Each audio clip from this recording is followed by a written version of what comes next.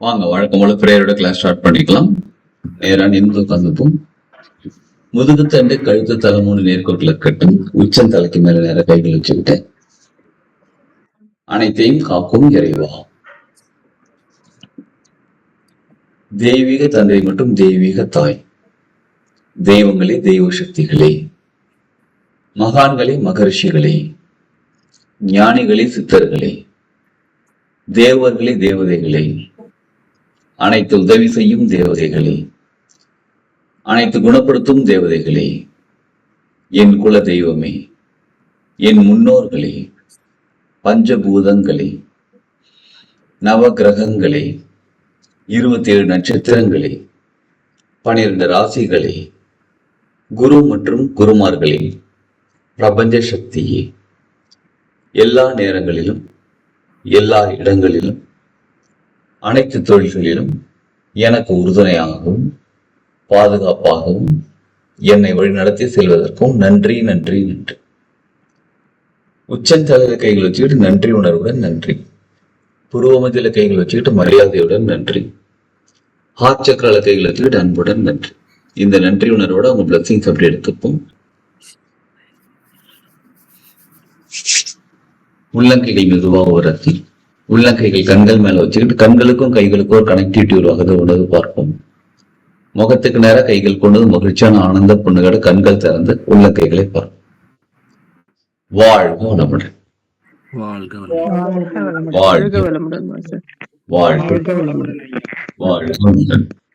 எல்லாரும் video on பண்ணிக்கோங்க. Okay, யாராவது ஒருத்தர் இன்னைக்கு அதாவது நேத்து என்ன கிளாஸ் நடந்துச்சுட்டா ஒரு ரீகேப் பண்ணுங்க.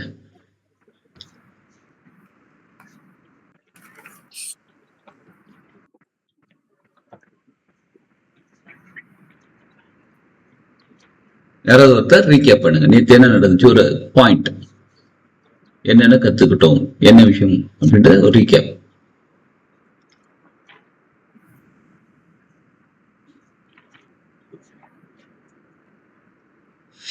ஓகே ஓகே ஓகே, கரெக்டா சொன்னீங்க. வாழ்க்கோளம் மத்தவங்களுக்கு காலைல விழலீங்களா? அவங்க சொன்னது எனக்கும் தான் விழல. ரீகேப் பண்ணு, சைலண்டா இருந்தா அப்புறம்.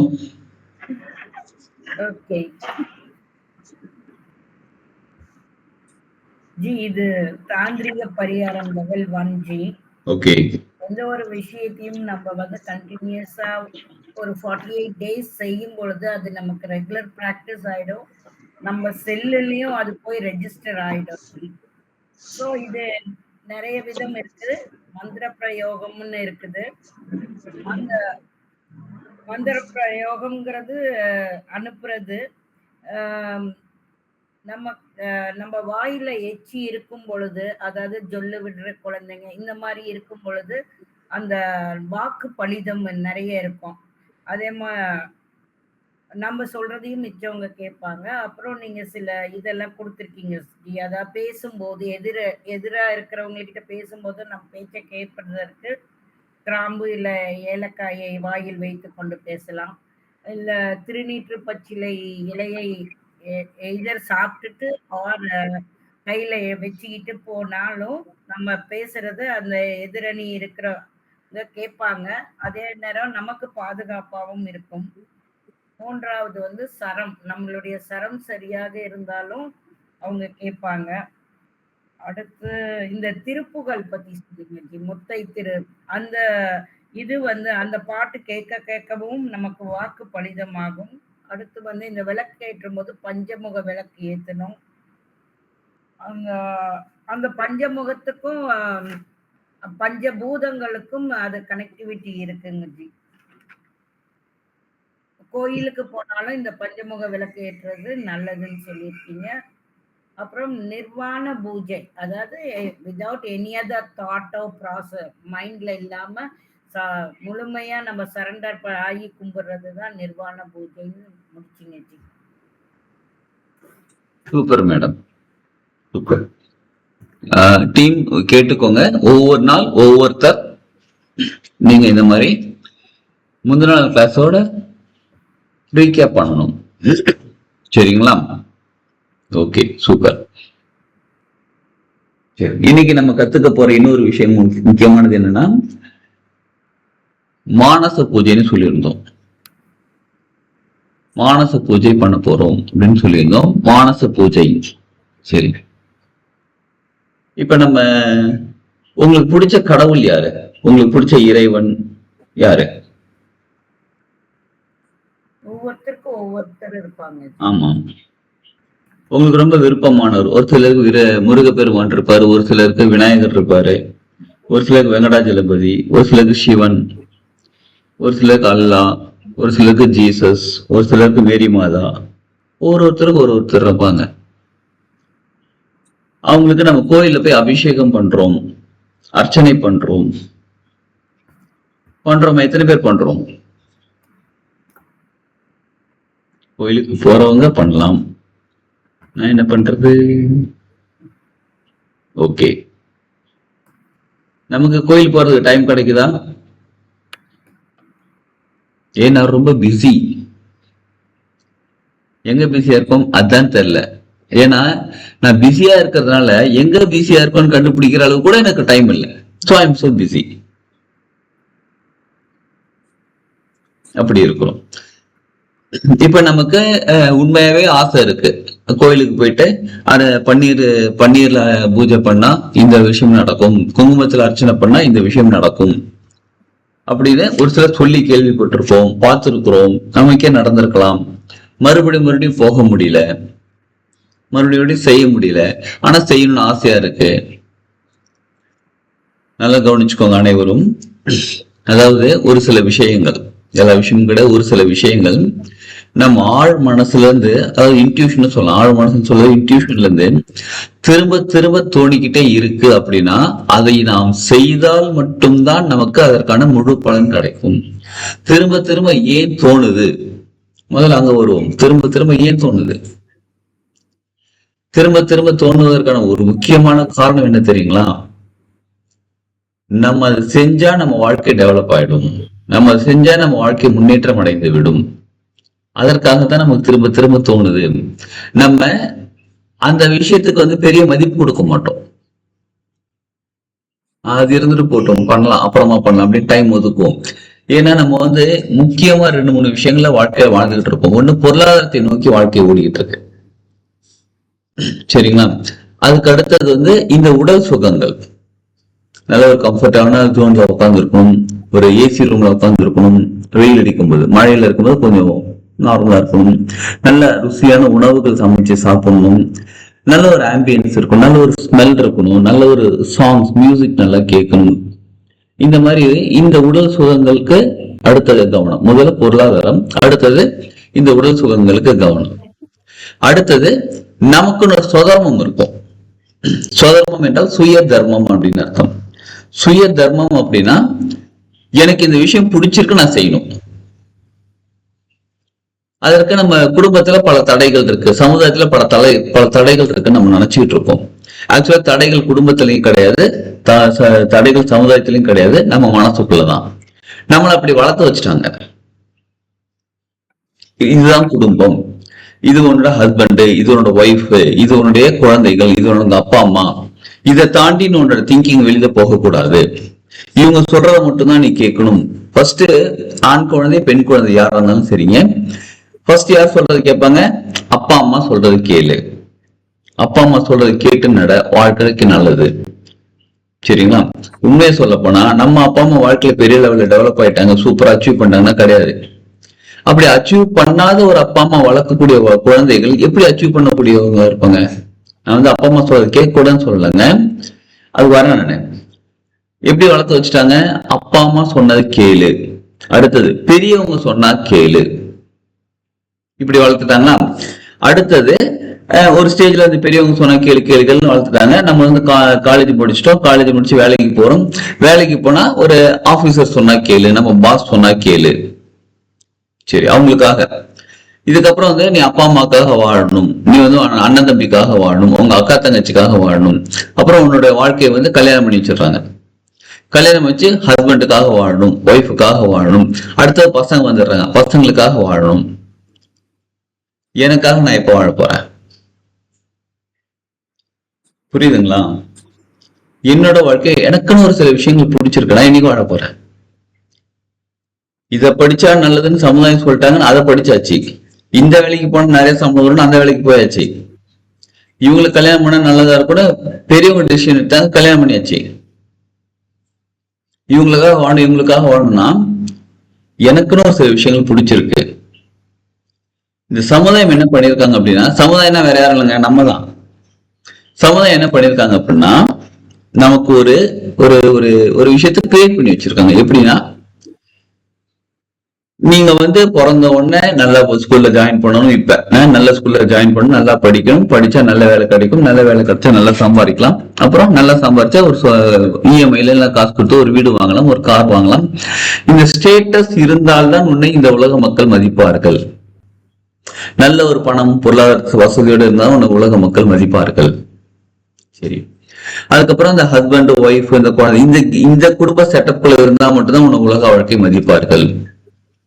சரி, இப்ப நீ வாழக்கூடிய வாழ்க்கை இவங்களுக்காக தான் வாழணும், உனக்குன்னு தனி விருப்பம் அங்க இருக்கக்கூடாது.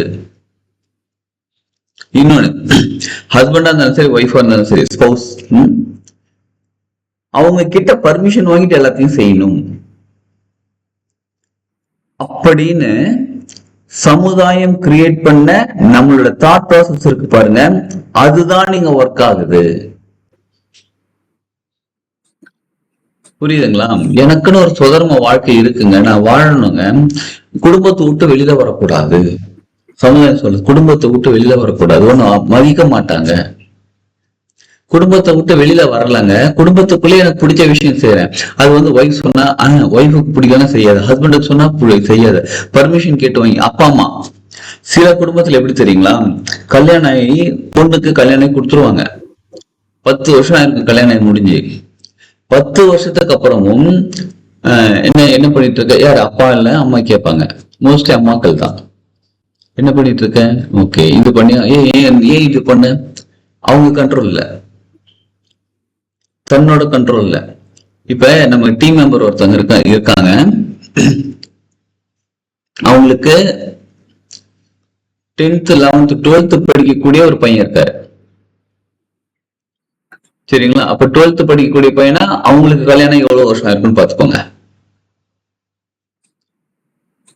அவங்க ஒரு ஊருக்கு போகணும், அவங்க வேற ஊரு, சொந்த ஊர் வேற ஒரு ஊரு, அவங்க வேற இடத்துல, இப்ப சென்னையில செட்டில் ஆயிட்டாங்கன்னு வச்சுக்கோங்க. சென்னையில இருந்து அவங்க வேற ஒரு ஊருக்கு போறாங்க, அவங்க சொந்த ஊருக்கு கிடையாது, வேற ஒரு ஊருக்கு போறாங்க. அவங்க அப்பா அம்மா கிட்டையும் பர்மிஷன் வாங்கிக்கிட்டு அவங்க அப்பா அம்மா சரி சொன்னாதான் போகணும். அவங்க அம்மா இங்க வந்திருந்தாங்க, நம்ம சென்டருக்கு வந்திருந்தாங்க. ஏன் இன்னமும் உங்க பொண்ணை உங்க கண்ட்ரோல்ல வச்சிருக்கீங்கன்னு கேட்டோம். அவளுக்கு ஒண்ணும் தெரியாதுப்பா. அப்ப நீங்க வளர்த்தது சரியில்லை, ஒண்ணும் தெரியாம வளர்த்துருக்கீங்க. எத்தனை வருஷம் கல்யாணம் ஆகி 16 வருஷம் கழிச்சும் ஒண்ணும் தெரியாது. கல்யாணம் ஆகி 16 வருஷமா ஒண்ணும் தெரியாத அளவுக்கு நீங்க உங்க குழந்தை பொண்ணை வளர்த்திருக்கீங்களே, அப்ப நீங்க வளர்த்ததுதான் சரியில்லை. நான் கரெக்டா தான் வளர்த்தேன். அப்போ உங்க பொண்ணு மேல கரெக்டா டிசிஷன் எடுப்பாங்க, அவங்க ஊருக்கு போனா ஒரு வேலையை கரெக்டா செய்வாங்க, நம்பிக்கை ஏன் வர மாட்டேங்குது உங்களுக்கு? அதை நம்புங்க. அதாவது நம்ம கண்ட்ரோல் பண்ணியே வச்சிருக்கணும்னு நினைக்கிறாங்க. ஒண்ணும் தெரியாதுன்னே வளர்க்குறாங்க. ஏன் நமக்குன்னு ஒரு ஆசைகள், நமக்குன்னு ஒரு விஷயங்கள், எனக்குன்னு ஒரு ஸ்வீட் பிடிச்சிருக்கு வாங்கி சாப்பிடணும்.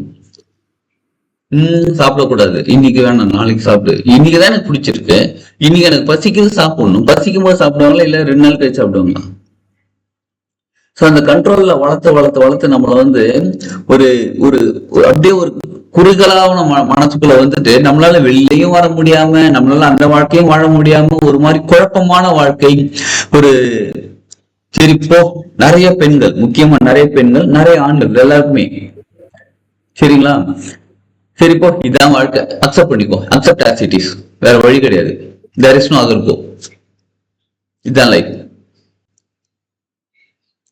இப்படியான வாழக்கூடிய வாழ்க்கையில இருந்து வெளியில வர்றதுக்கு நம்ம என்னெல்லாம் பண்ண போறோம், இந்த பயிற்சியில கத்துக்க போகிறோம். அதாவது குடும்பத்தை விட்டு வெளியில வர்றது கிடையாதுங்க, நம்மளுடைய சுதந்திர வாழ்க்கை சுதர்மத்தை நம்ம செய்யறதுக்கான வழிகள் ஓபன் ஆகும். யார் யாருக்கெல்லாம் தேவைப்படுகிறது நம்மளுக்கு பிடிச்ச விஷயங்கள் செய்யறதுக்கு? எனக்கு 2 கை தூக்கிட்டப்பா, நான் உயரமா தூக்கிட்டப்பா. எஸ், சுதர்ம வாழ்க்கை வாழ்றதுக்கு. சரி, இப்ப கோயில் போறதுக்கே நான் சொன்னேன்ல, ஒருத்தங்க அவங்க ஒரு கோயில் போறதுக்கே போன் பண்ணி அவங்க அப்பா அம்மா கிட்ட பர்மிஷன் கேட்கணும். இந்த கோயில் போறேன், இந்த கோயிலா இன்னைக்கு எதுக்கு போறேன்? செவ்வாய்க்கிழமை. செவ்வாய்க்கிழமை இந்த கோயில் போறேன், முருகர் கோயில் தானே போகணும், நீ முருகர் கோயில் போ. 500 கிலோமீட்டருக்கு அப்ப அவங்க அப்பா உட்காந்து இருக்காரு. எனக்கு இன்னைக்கு இந்த கோயில் போகணும்னு தோணுது, முருகர் கோயில் போ, செவ்வாய்க்கிழமை முருகர் கோயில் போகணும், சோ முருகர் கோயில் போ. அப்ப எனக்கு தோன்றதை நான் என்ன பண்றது? இப்ப எனக்கு தோன்றதுன்னு சொல்றதை விட இன்னொரு வார்த்தையில சொல்லலாமா, எனக்கு பிரபஞ்சம் இன்ட்யூஷன்ல கொடுக்குறாங்க, இந்த கோயிலுக்கு வாங்கன்னு சொல்லி இன்ட்யூஷன்ல கொடுக்குறாங்க. இப்ப நான் என்ன பண்றது? புரியுதுங்களா? சொல்ற பேச்சு கேட்காம இருக்க சொல்லல, நமக்குன்னு ஒரு வாழ்க்கையை வாழ சொல்றேன். சப்போஸ் நீங்க யாராவது உங்க குழந்தைகளை இந்த அளவுக்கு கண்ட்ரோல் பண்ணி வச்சிருந்தீங்கன்னா ஃப்ரீயா விடுங்க. சப்போஸ் உங்க பெற்றோர்கள் யாராவது இந்த மாதிரி கண்ட்ரோல் வச்சிருந்தாங்கன்னா அவங்க கிட்ட சொல்லிடுங்க, நீங்க உங்க குழந்தைய கரெக்டா வளர்த்துருக்கீங்க. யார்? உங்களை தான். சரிங்களா? உங்க குழந்தைய கரெக்டா வளர்த்துருக்கீங்க. உடனே நம்ம யோசிப்போம், நம்ம 35 வயசு ஆச்சு, நம்ம குழந்தைன்றோம், நம்ம இன்னமும் எங்க அப்பா அம்மா குழந்தை தான். வளர்த்துருக்கீங்க, உங்க குழந்தைக்கு கரெக்டான டிசிஷன் எடுக்க தெரியும். இன்னைக்கு ஃப்ரீயா விட்டுருங்க, எந்த கோயில் போகணும் கோயில் போயிட்டு வரட்டும். அவங்க யோசிப்பாங்க, யார பத்தி பேசிட்டு இருக்காங்க அப்படிங்க, நம்மளை பத்தி நம்ம பேசிட்டு இருக்கோம். சரிங்களா? ஃப்ரீயா விட்டுருங்க. அது எப்படி ஃப்ரீயா? போனை கட் பண்றேங்க. அப்படியும் இல்ல, திரும்ப ஹலோ ஹலோ, அந்த பீஸா படத்துல பண்ணுவாங்க பாருங்க, ஹலோ ஹலோ அப்படி கேட்கல, அவ்வளவுதான், சிக்னல் கிடைக்கல. நேர்ல இருந்தா என்ன பண்றது? போன்ல சிக்னல் கிடைக்கல, நேர்ல இருந்தா எஸ்கேப், அவ்வளவுதான். சரிங்களா? சரி, ஏன்னா அதற்கான மனோ தைரியமும் நான் மறுபடியும் சொல்றேங்க, குடும்பத்தை விட்டு வெளில வர்றது கிடையாதுங்க. நமக்கு பிடிச்ச வாழ்க்கை எல்லாரோட ஒப்புதலோட செய்யணும்னு நம்ம எதிர்பார்க்கிறோம் பாருங்க. அவங்கவுங்க வாழ்க்கையை வாழட்டும், நம்ம வாழ்க்கையை வாழக்கூடிய ஒரு சூழ்நிலை கிரியேட் ஆகும். இதுல ஒரு சில எந்திரங்களும் தந்திரங்களும் சொல்லி தருவோம், அதை பயன்படுத்த சூழ்நிலை கிரியேட் ஆகும். நம்மளும் நம்மளோட வாழ்க்கையை சந்தோஷமா நிம்மதியா வாழலாம். சரிங்களா? நான் ஒர்க் பண்ணிட்டு இருந்தேன் ஒரு கொஞ்சம் வருஷங்களுக்கு முன்னாடி, ஒரு 5-6 வருஷத்துக்கு முன்னாடி ஒர்க் பண்ணிட்டு இருந்தேன். 5-6 வருஷம் 7-8 வருஷம் ஆச்சு ஒர்க் பண்ணிட்டு இருந்தேன். எனக்கு எங்க ஆபீஸ்ல, நான் ஒர்க் பண்ற ஆபீஸ்ல நான் ஹீலர்னு எல்லாருக்குமே தெரியும், நிறைய விஷயங்களை சொல்லி கொடுத்துட்டு இருக்கேன், கிளாஸஸ் எடுத்துட்டு இருக்கேன் தெரியும். ஆபீஸ்ல பர்மிஷன் வாங்கி தான் கிளாஸ் எடுத்தேன். இன்ஃபார்ம் பண்ணிட்டேன், நான் இந்த மாதிரி சாட்டர்டே சண்டேஸ்ல நான் கிளாஸ் எடுப்பேன். It's not related with our subject. நம்ம என்ன ஒர்க் பண்றோமோ சப்ஜெக்ட் விஷயமும் கிடையாது. ஏன்னா meditation, reiki class, acupuncture class, இந்த மாதிரி தாந்திரிக பரிகாரம், பஞ்சபட்ச சாத்திரம், தரம், இந்த மாதிரி பயிற்சி வகுப்புகள் எடுத்துட்டு இருக்கேன், யோகாசனம் சொல்லி கொடுத்துட்டு இருக்கேன். ஏன் அப்படின்னா, யாராவது ஒருத்தர் நம்ம இங்கேயே ஒர்க் பண்றதை பார்த்து உங்க ஆபீஸ் தான் ஒர்க் பண்ண யாராவது மேனேஜ்மெண்ட்ல இன்ஃபார்ம் பண்ணலாம். அப்ப அங்க கொஸ்டின் வரும், அதுக்கு வந்து இன்ஃபார்ம் பண்ணிட்டேன். எங்க பாஸ்ல இருந்து எங்க எம்டி எல்லாருக்கிட்டையும் இன்ஃபார்ம் பண்ணிட்டேன், எல்லாருக்குமே தெரியும். சரிங்களா? ஹெச்ஆர் டிபார்ட்மெண்ட் எல்லாருக்குமே தெரியும். அதாவது ஒரு 250 பேர் ஒர்க் பண்றாங்கன்னு வச்சுக்கோங்க, 250 பேருக்கும் தெரியும் நான் என்ன பண்றேன். அது ஹையர் அஃபீஷியல்ல இருந்து லோயர்ல எல்லாருக்கும் தெரியும். சரி, எனக்கு ஃப்ரீ டைம் கிடைக்கும் போதெல்லாம் எனக்கு என்னோட சிஸ்டம்ல லேப்டாப்ல நான் எனக்கு பிடிச்ச விஷயங்கள் படிச்சுக்கிட்டு இருப்பேன், பிடிஎஃப் டவுன்லோட் பண்ணி படிச்சுட்டு இருப்பேன். ஹெச்ஆரே பக்கத்துல நின்று பார்த்துருவாரு, பார்த்துட்டு போயிட்டு இன்டர்காம்ல கூப்பிட்டு என்ன பண்ணிட்டு இருக்கீங்க அப்படின்னாரு. படிச்சுட்டு இருக்கேன் அப்படின்னு அப்படியே சொன்னேன். எனக்கு பிடிச்ச விஷயம், எனக்கு சப்ஜெக்ட் படிச்சுட்டு இருக்கேன். ஆஃபீஸ் டைம் பண்ணாரு, என் ஒர்க்லாம் முடிச்சிட்டேன் சார் அப்படின்னு. என்னோட பாஸ் கிட்ட கேளுங்க, என்னோட ஒர்க் ஏதாவது பெண்டிங் இருக்கான்னு கேளுங்க, இருந்தா அதை கம்ப்ளீட் பண்றேன். சப்போஸ் முடிச்சிட்டேன்னா நான் இப்ப ஃப்ரீயா தான் இருக்கிறேன். ஓகே, சரிங்களா? அப்ப என்னோட மனசு என்ன சொல்லுது அப்படின்னா, எனக்கு பிடிச்ச விஷயத்த செய்யு சொல்லுச்சு. சரி, அதுக்கப்புறம் என்ன பண்ணோம், வேலையை ரிசைன் பண்ணிட்டோம்.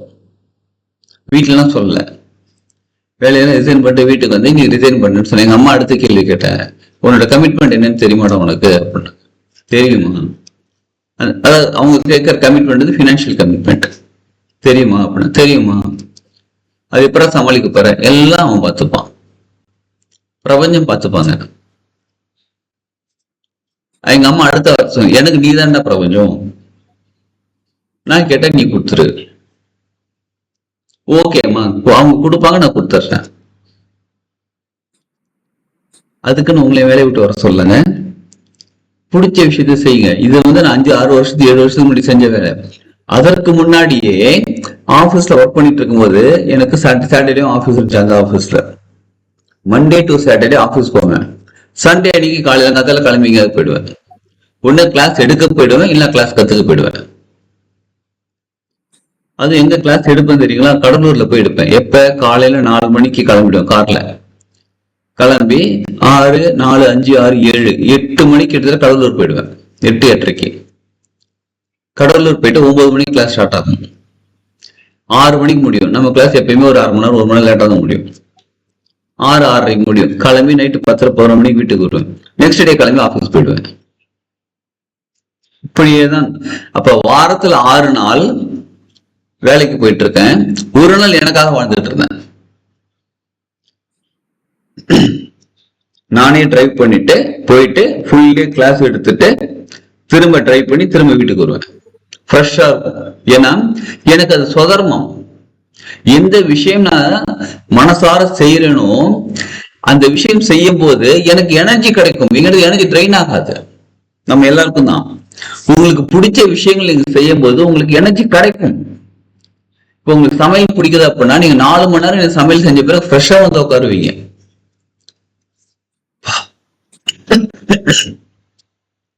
நல்லா இருப்பா. உங்களுக்கு பிடிச்ச விஷயங்கள் செய்யும்போது உங்களுக்கு எனர்ஜி கிடைக்கும், ட்ரெயின் ஆகாது. நமக்கு பிடிக்காத விஷயங்கள் செய்யும்போது தான் நமக்கு எனர்ஜி டவுன் ஆகும். புரியுதுங்களா?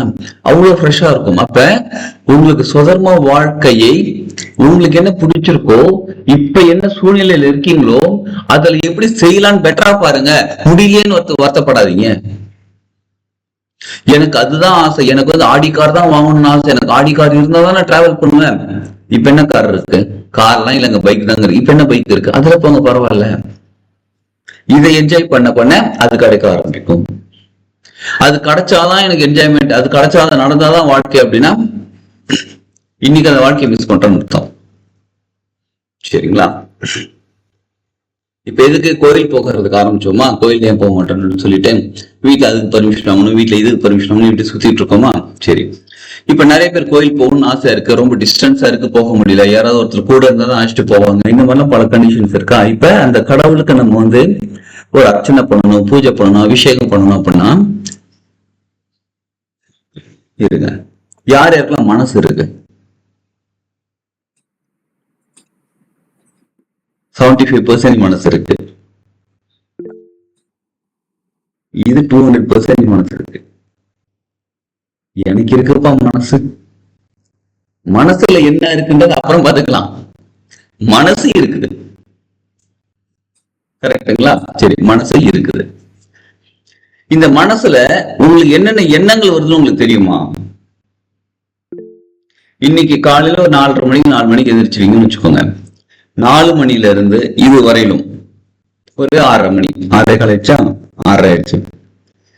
ஒரு 2 மணி நேரமா உங்களுக்கு என்னென்ன எண்ணங்கள் வந்திருக்குன்னு உங்களுக்கு தெரியுமா?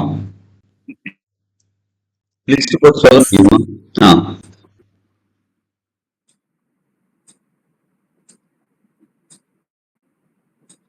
லிஸ்ட் போட்டு சொல்ல முடியுமா? இந்த 2 மணி நேரத்துல ஒரு 50 எண்ணம் வந்திருக்குமா? 50? நீங்கெல்லாம் எங்க கம்மியா கவுண்ட் பண்றீங்க. 5000 வந்திருக்கும். நாங்களாம் யார் தெரியும்ல. 50 எண்ணம். அப்ப நம்ம மனசுக்குள்ள என்ன, யாரோட மனசுங்க அது? யாரோட மனசு? நம்மளோட மனசு கிடையாது. என்னோட மனசு ஏங்கிட்ட இருக்கு. இது நம்ம மனசு, இது ஏன் மனசு. உங்க மனசுல என்ன எண்ணங்கள் வரணும்ன்றத நீங்க டிசைட் பண்ணணுமா, மனசு டிசைட் பண்ணுமா? நம்ம தான் டிசைட் பண்ணணும். அப்படி டிசைட் பண்ணி வருதா நமக்கு எண்ணங்கள்? சரி, எண்ணங்கள் வர்றது கூட ஓரளவு கண்ட்ரோல் இல்லைன்னு வச்சுப்போம். ஓரளவு கண்ட்ரோல் இல்லை. சரி, அந்த எண்ணங்களை சிந்தனையாக மாற்றுகிறோமே. இன்னைக்கு காலை என்ன டிஃபன் செய்யலான்னு ஒரு எண்ணம் வருது. நேற்று நைட்டே டிசைட் பண்ணியாச்சு, இன்னைக்கு காலைல பூரி போட்டுட்டு உருளைக்கிழங்கு மசாலா செஞ்சலாம் டிசைட் பண்ணியாச்சு. மறுபடியும் இன்னைக்கு காலைல ஒரு எண்ணம் வருது, இன்னைக்கு காலைல டிஃபன் பூரி செய்யலாமா தோசை செய்யலாமா. இப்ப அடுத்தது நம்ம என்ன யோசிக்கிறோம்? இன்னைக்கு பூரி 7 மணி 8 மணி ஓகே, அது பண்ணலாம் இது பண்ணலாம். ஏன் மறுபடியும் அந்த சிந்தனைகளாக மாற்றுகிறோம்? அதாவது கண்ட்ரோல் யார்கிட்ட இருக்கு? ஒரு எண்ணம் வரத சிந்தனையாக மாற்றுவது யார் கண்ட்ரோல்ல இருக்கு?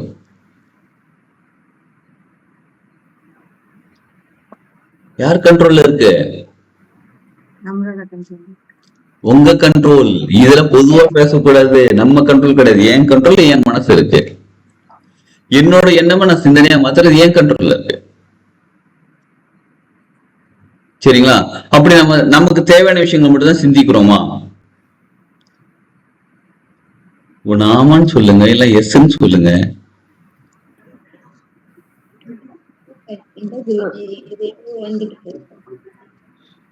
அது பாட்டுக்கு வருது, வரட்டும்.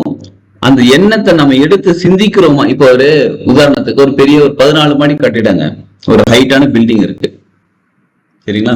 14வது மாடியில போய் நிக்கிறீங்க. லிப்ட்ல போனீங்களா இல்ல எப்படியோ போனீங்க, போயிட்டு மேல போய் நிக்கிறேன்.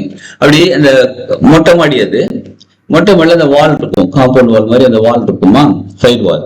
அந்த வால் வழியா இப்படி எட்டி பாக்குறீங்க. நல்ல 14 மாடி எவ்வளவு ஹைட்டா இருக்கும். இப்படி எட்டி பாக்குறீங்க. எட்டி பார்க்கும் போது உங்களுக்குள்ள ஒரு எண்ணம் தோணுது. எண்ணம் நல்லா கவனிச்சுக்கோங்க. எண்ணம் கீழே குதிச்சா என்ன ஆகும்? எண்ணம் தோணுது. புரிஞ்சுக்கோங்க. கீழே குதிச்சா என்ன ஆகும் ஒரு எண்ணம் தோணுது. நம்ம உடனே அதை எண்ணத்தை சிந்தனை எப்படி குதிக்கலாம்னு பிளான் பண்ணி அந்த எகிரி குதிச்சிருவோமா, இல்ல அந்த எண்ணத்தை மாத்திப்போமா?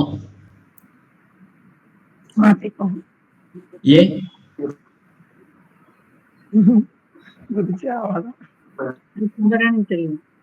கீழே குதிச்சா மேல போயிடும்னு தெரியும்.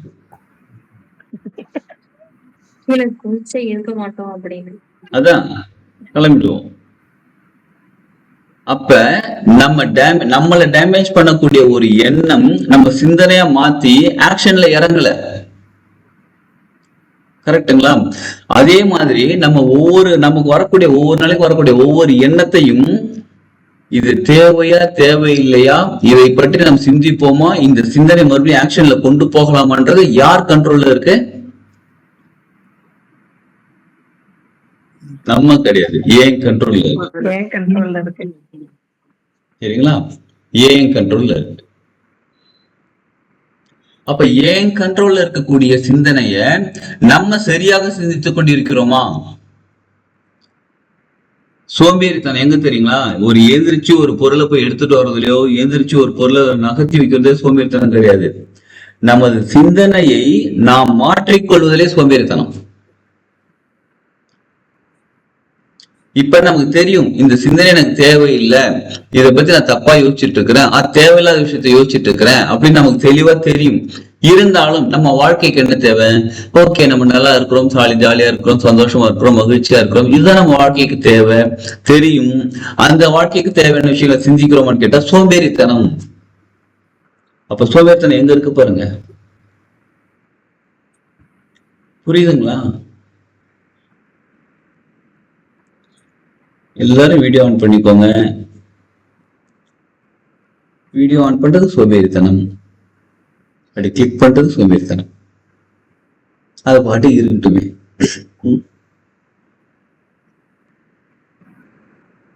சரிங்களா? இப்ப நமது எண்ணம், நமது மனசு, நமது சிந்தனை நம்ம கண்ட்ரோல் இருக்கணும். புரியுதுங்களா? இதை ஏன் இவ்வளவு விளக்கமா சொல்லிட்டு இருக்கோம்னு கேக்குறீங்களா? ஏன்னா மானசீக பூஜை நம்ம செய்ய போகிறோம். இப்ப செய்ய போகிறோம். உங்களுக்கு பிடிச்சா, உங்களுக்கு விருப்பமாக உங்களுடைய இஷ்ட தெய்வம், உங்க குலதெய்வமாக இருக்கட்டும், இல்ல உங்களுடைய இஷ்ட தெய்வமாக இருக்கட்டும், அவங்களுக்கு இப்ப பூஜை பண்ண போகிறோம் மானசீகமாக.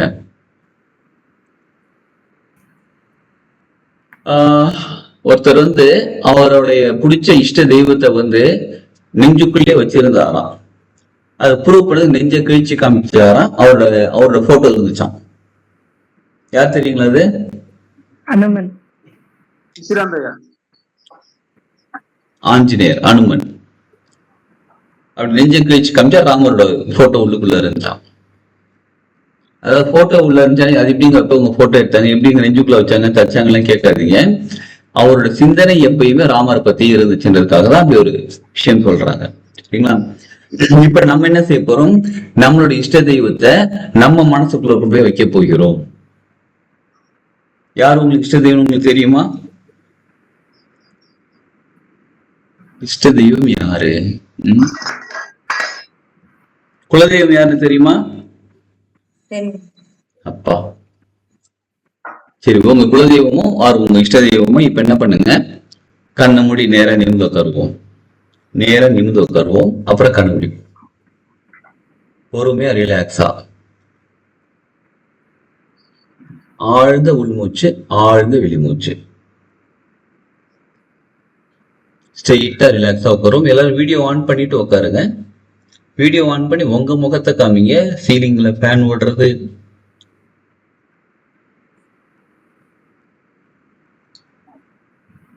ரிலாக்ஸா உட்காந்து கண்ணை மூடி ஆழ்ந்த உள்மூச்சு, ஆழ்ந்த வெளிமூச்சு எடுப்போம்.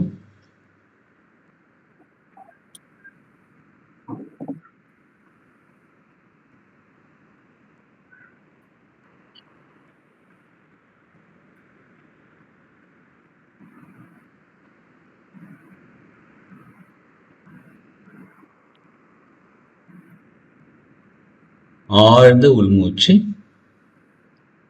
ஆழ்ந்த வெளிமூச்சு எடுப்போம். இப்ப உங்க மனசுல நீங்க எந்த தெய்வத்தை நினைச்சுக்கிட்டு இருக்கீங்களோ அந்த தெய்வம் உங்க முன்னாடி இருக்காங்க.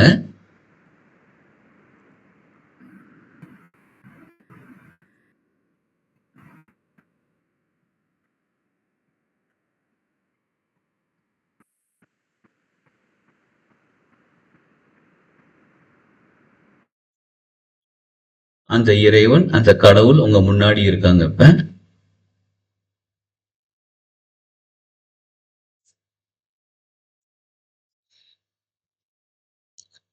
அவங்கள இப்ப உங்க மனசுக்குள்ள கொண்டு வந்து வைக்கிறீங்க. உங்க ஹார்ட் மனசுக்குள்ள கொண்டு வந்து வைக்கிறீங்க. இப்ப உங்களுக்குள்ள அவங்க இருக்காங்க. உங்க மனசுக்குள்ள உங்களுக்குள்ள அவங்க இருக்காங்க.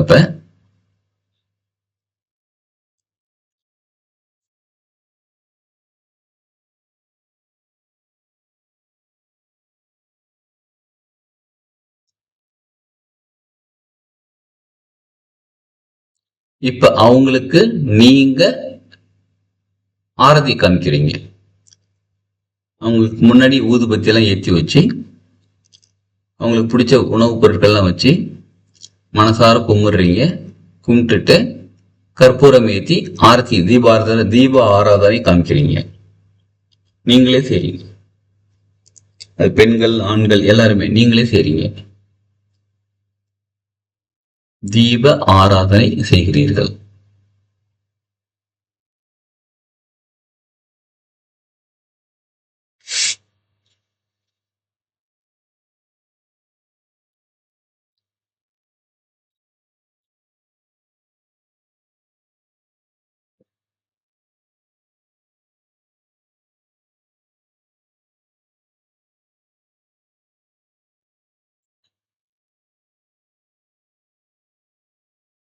மனசார மனமுருகி மகிழ்ச்சியான மனநிலையில தீப ஆராதனை செய்கிறீர்கள்.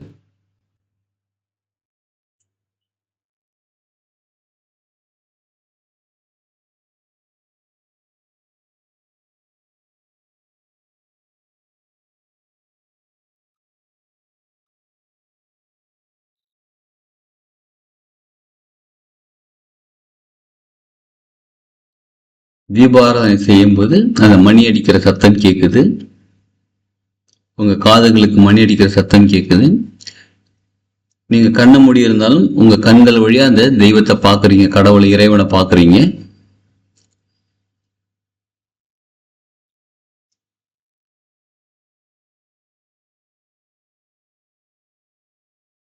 அங்க ஒரு நல்ல அருமையான வாசனை, பூக்களோட வாசனை, ஊதுபத்தி வாசனை, ஒரு அருமையான வாசனை இருக்கிறத உணர்கிறீர்கள்.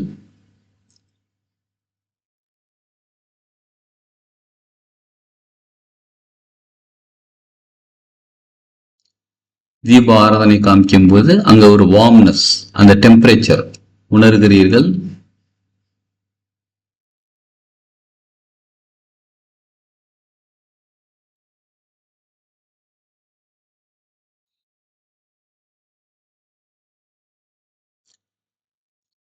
உங்களுடைய டேஸ்ட், அந்த நாக்குல இருக்கக்கூடிய டேஸ்ட் வந்து ஒரு நல்ல அருமையான டேஸ்டா இருக்குது, அதையும் உணர்கிறீர்கள்.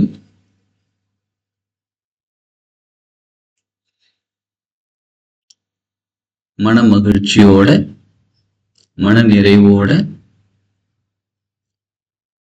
மனசார அவங்க கிட்ட ப்ரே பண்ணிக்கிறீங்க. இப்ப எனக்கு காட்சி கொடுத்ததுக்கு ரொம்ப நன்றி, என் கூடவே இருக்கீங்கன்னு சொல்றதுக்கு ரொம்ப நன்றி, எனக்கு வழிகாட்டிக்கிட்டு இருக்கிறதுக்கு ரொம்ப நன்றி.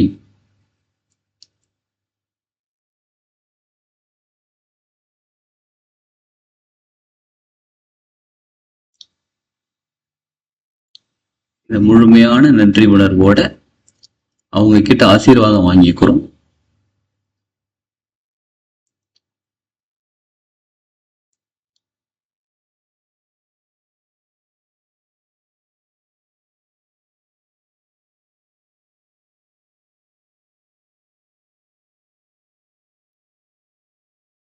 அவங்க ஆசீர்வாதம் பண்ணும்போது நமக்குள்ள ஒரு மனசு சந்தோஷம், மகிழ்ச்சி அடைகிறோம்.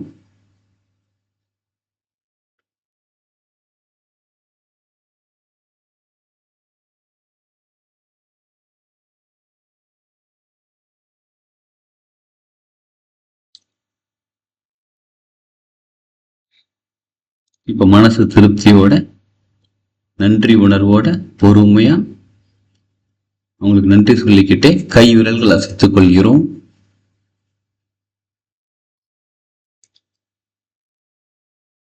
கால் விரல்கள் அசைத்துக் கொள்கிறோம். உள்ளங்கைகள் மெதுவா உரசி, உள்ளங்கைகள் கண்கள் மேல வச்சுக்கிட்டு கண்களுக்கும் கைகளுக்கும் ஒரு கனெக்டிவிட்டி உருவாகிறத உணர்ந்து பார்க்கிறோம்.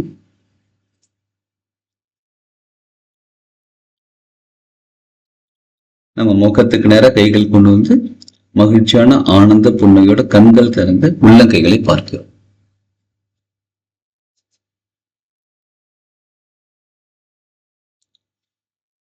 உங்களுடைய அனுபவம் இப்ப ஷேர் பண்ணுங்க. என்ன ஃபீல் பண்ணீங்க, என்ன அனுபவம் கிடைச்சது?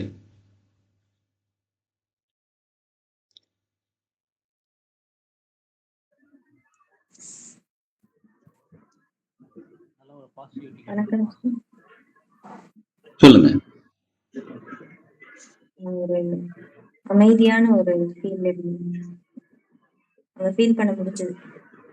சூப்பர் மேடம், அமைதியான ஒரு ஃபீல் இருந்துச்சு, ஃபீல் பண்ண முடிஞ்சது. நீங்க சொன்னதெல்லாம் அது வந்து காட்சிப்படுத்தின மாதிரி இருக்குது. ஓகே, காட்சிப்படுத்துற மாதிரி இருந்துச்சா? நீங்க பாத்தீங்களா? அல்ல, பார்த்த மாதிரி. பாத்தீங்க, பார்த்த ஃபீல். Okay, super. நேரடியா குலதெய்வம் கோயிலுக்கு போயிட்டு வந்தவங்களுக்கு சூப்பர் சார், நேரடியா குலதெய்வம் கோயில் போயிட்டு வந்து ஒரு திருப்தி. சூப்பர்.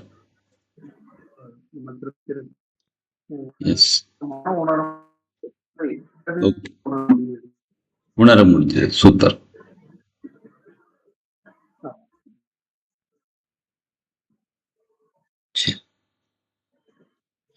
இப்ப நம்ம இருக்கிற இடத்துல இருந்தே மானசீகமா உங்களுக்கு பூஜை பண்ண முடியுமா, முடியாதா?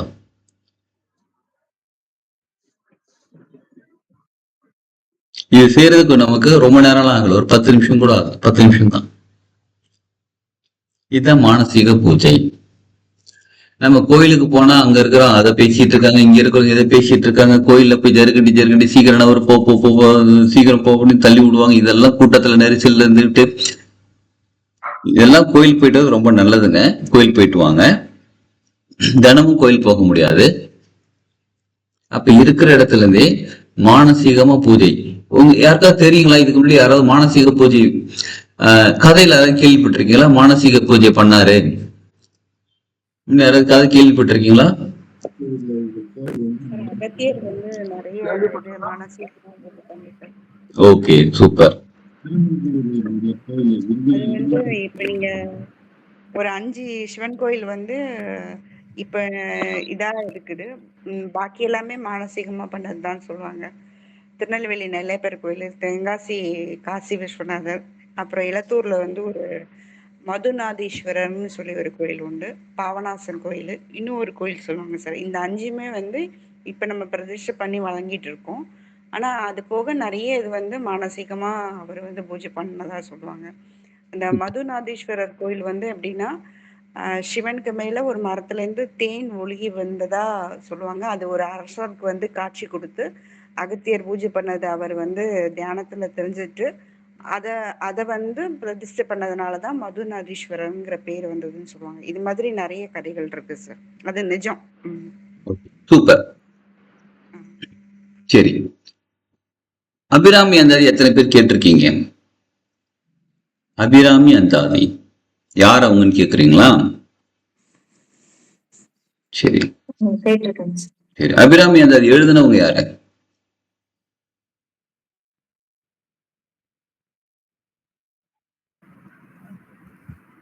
அபிராமி பட்டர் சார். அபிராமி பட்டர். அபிராமி பட்டர் அபிராமி அம்மன் மேல அந்த பாடல் எழுதுறதுக்கு முன்னாடி அவர் உட்காந்து மானசீக பூஜை பண்ணிக்கிட்டு இருந்தாரு அந்த கோயில்ல. அன்னைக்கு அமாவாசை, அம்மனுக்கு உள்ளுக்குள்ள அபிஷேகம் பண்ணிக்கிட்டு இருக்காரு. பௌர்ணமி அன்னைக்கு என்ன அபிஷேகம் பண்ணுவாங்களோ அந்த அபிஷேகம் பண்ணிக்கிட்டு இருக்காரு மானசீகமா. அந்த ஊர் அரசர் வராறாங்க, எல்லாரும் ஏந்திரிச்சு நிக்கிறாங்க, இவர் மட்டும் உட்கார்ந்து இருக்கார். உட்காந்து கண்ண மூடி உட்காந்து மானசீக பூஜை பண்ணிக்கிட்டு இருக்காரு. அப்ப அரசருக்கு கோவம், நான் வந்து இருக்கேன், நீயே ஏந்திரிச்சு நிக்கல அப்படின்ற கோவத்துல வந்து அபிராமி பட்டர் கிட்ட சொல்றாரு, ஏந்திரிச்சு நில்லுன்னு. நான் அபிஷேகம் பண்ணிக்கிட்டு இருக்கேன். எதுக்கு அபிஷேகம் பண்ணிட்டு இருக்கேன்? அம்மனுக்கு, அபிராமி அம்மாவுக்கு அபிஷேகம் பண்ணிட்டு இருக்கேன். இன்னைக்கு ஏன் அபிஷேகம் பண்றேன்? நீ அமாவாசை. இன்னைக்கு அமாவாசை கிடையாது, இன்னைக்கு பௌர்ணமி. பௌர்ணமி அபிஷேகம் பண்ணிக்கிட்டு இருக்கேன்னு உள்ளுக்குள்ள மானசீக பூஜை பண்ணிக்கிட்டு இருக்காரு. இந்த அரசர் கோவம் வருது, அமாவாசை அன்னைக்கு நீ பௌர்ணமின்னு சொல்றேன்னு சொல்லி ஒரு வாக்குவாதம் போகுது. அந்த அவர் உள்ளுக்குள்ள மானசீக பூஜை பண்ணிக்கிட்டு தான் பேசிட்டு இருக்காரு. வாள் எடுத்து வெட்ட வரும்போது அந்த அம்மன் என்ன பண்றாங்க, தன்னோட காதுல இருக்கிற இந்த கம்மல் எடுத்து அப்படி வானத்தில் எறிகிறாங்க. அது பௌர்ணமியாக ஜொலிக்கிறதுன்னு ஒரு ஸ்டோரியோ உண்மை சம்பவமோ எதுவாக இருந்தாலும் பரவாயில்ல. அரசருக்கு ஒரே ஆச்சரியம், இன்னைக்கு அமாவாசை முழு பௌர்ணமியில எப்படி பண்றாங்க? ஆக மொத்தம் நம்ம வெளியில பண்ணக்கூடிய பூஜை எல்லாமே பண்ணுங்க, ரொம்ப பவர்ஃபுல்லானது மானசீக பூஜை. அதுக்கப்புறம் தான் ஒரு அபிராமி அந்தாதி பாட்டு எழுதுறாரு. அப்ப மானசீக பூஜைக்கு எவ்வளவு பவர் இருக்கு பாருங்க. நீங்க எந்த இடத்துல, அதுவும் அமாவாசை அன்னைக்கு பௌர்ணமி பூஜை பண்றாரு அம்மனுக்கு. அந்த அம்மன் அதை ப்ரூவ் பண்றதுக்காக என்ன பண்றாங்க, பௌர்ணமியை கிரியேட் பண்றாங்க. அதாவது சந்திரனை டிஸ்டர்ப் பண்ணல, சந்திரனுக்கு வந்து ஒளி கொடுத்து நீங்க மறுபடியும் வந்து பௌர்ணமி ஆயிட்டு டிஸ்டர்ப் பண்ணல. இவங்க அவங்களுடைய தோடு எடுத்து போட்டு அதை அப்படியே பௌர்ணமி நிலாவா மாத்திடுறாங்க. இது வந்து உண்மையா இது எப்படி நடந்திருக்கும்னு ஆராய்ச்சியை விட மானசீக பூஜைக்கு அவ்வளவு வலிமை இருக்கு. சரிங்களா? அது நடக்குது. இப்ப மேடம் கூட சொன்னாங்க பாருங்க, நிறைய கோயில் வந்து ஃபர்ஸ்ட் மானசீகமாக உருவாக்கப்பட்டது, அதுக்கப்புறமா பிரதிஷ்டை பண்ணி கோயில் கட்டி இப்ப நம்ம ப்ரே பண்ணிட்டு இருக்கோம், கும்பிட்டு இருக்கோம், கோயில் போயிட்டு இருக்கோம். சோ அவ்வளவு ஒரு பவர்ஃபுல்லான விஷயம் தான் மானசீக பூஜை. நம்ம இருக்கிற இடத்துல இருந்து இன்னொரு சார் ஒருத்தர் சொன்னார் பாருங்க, இங்க இருந்து என்னோட குலதெய்வம் கோயில் போயிட்டு வந்த திருப்தி கிடைச்சது. சொல்லுங்க மேடம். சொல்லுங்க மேடம். எனக்கு அப்படி உடம்புலாம் சிரிச்சு வந்து உட்கார்ந்த மாதிரியே இருந்துச்சு. Super madam. எனக்கு அந்த சொல்லுவாங்கன்னா அந்த படப்படப்பு. Okay, super. சண்டே அன்னைக்கு ஏஞ்சல்ஸ பாக்குறீங்க, டியூஸ்டே அன்னைக்கு மானசீக பூஜை சித்தர்கள் வராங்க. Super madam. சண்டே அன்னைக்கு எப்படி ஏஞ்சல்ஸ பாத்தீங்கன்னு கேக்குறீங்களா? ரேக்கி கிளாஸ்ல இருக்காங்க, ரேக்கி கிளாஸ்ல ஏஞ்சல்ஸ் எப்படி பாக்குறது சொல்லி கொடுத்தா பார்த்தாங்க. ஆமா குருஜி, பார்த்து பாத்துக்கிட்டே தான் இருக்கேன் வானத்தை. இப்பயும் பார்த்துக்கிட்டு இருக்காங்க. சூப்பர். சரி, ஓகே. இந்த மானசீக பூஜை எப்ப பண்ணலாம்னு கேட்டா என்னென்ன எப்பனாலும் பண்ணலாம். அதற்கு ஒரு அமைதியான சூழ்நிலை ஏற்படுத்தி விட்டு வீட்டுல சொல்லிட்டு வந்துருங்க, அடுத்த 1/2 மணி நேரம் என்ன டிஸ்டர்ப் பண்ணாதீங்க. இல்ல யாராவது வேலைக்கெல்லாம் கிளம்பி போயிட்டாங்க, நீங்க இல்லத்து அரசியாக இருந்தால் எல்லாரும் வேலைக்கெல்லாம் கிளம்பி போயிட்டாங்க, ஸ்கூல்லாம் போயிட்டாங்க, இப்ப நான் ஃப்ரீயா தான் இருக்கேன், என் வேலையெல்லாம் முடிச்சுட்டு அமைதியா உட்காந்து போன்லாம் தூக்கி ஓரம் கட்டி வச்சுட்டு இந்த நெட் ஆஃப் பண்ணி வச்சிருவாங்க. நெட் எல்லாம் ஆஃப் பண்ணி வச்சுட்டு ஒரு ஓரம் கட்டி வச்சுட்டு அமைதியா உட்காந்து மானசீக பூஜை பண்ணுங்க, தியானம் பண்ணுங்க. சரிங்களா? சரி, இதை பண்ண நமக்குள்ள என்னென்ன மாற்றம் ஏற்படுது நீங்க தான் உணர்ந்து சொல்லணும். ஒருத்தருக்கு ஒரு மாதிரி மாற்றம் வரும். சரி, இப்ப அடுத்தது தாந்திரிக பரிகாரம் அப்படின்ற பயிற்சி வகுப்புல குறியீடுகள் கத்துக்க போகிறோம். ஒரு சில குறியீடுகள் யார் யாருக்கெல்லாம் பொருளாதாரம் அபரிவிதமாக தேவைப்படுகிறது? ஒத்த கை போதுமா? 2 கை வேணுமா? 2 கை தாங்க இருக்குது எங்கிட்ட, அதுக்கு மேல தூக்க முடியல. 2 காலையும் வேணா சேர்த்து வைக்கிறேன். இப்ப கூட மாயா மேடம் பாருங்க, மல்லிகா மேடம் 10 விரல் 6 அடிச்சிட்டான் பண்ணன்னுங்க. எஸ், எல்லாருக்குமே பொருளாதாரம் தேவைப்படுகிறது. பொருளாதாரம் சம்பாதிக்கிறது ஈஸியா கஷ்டமா?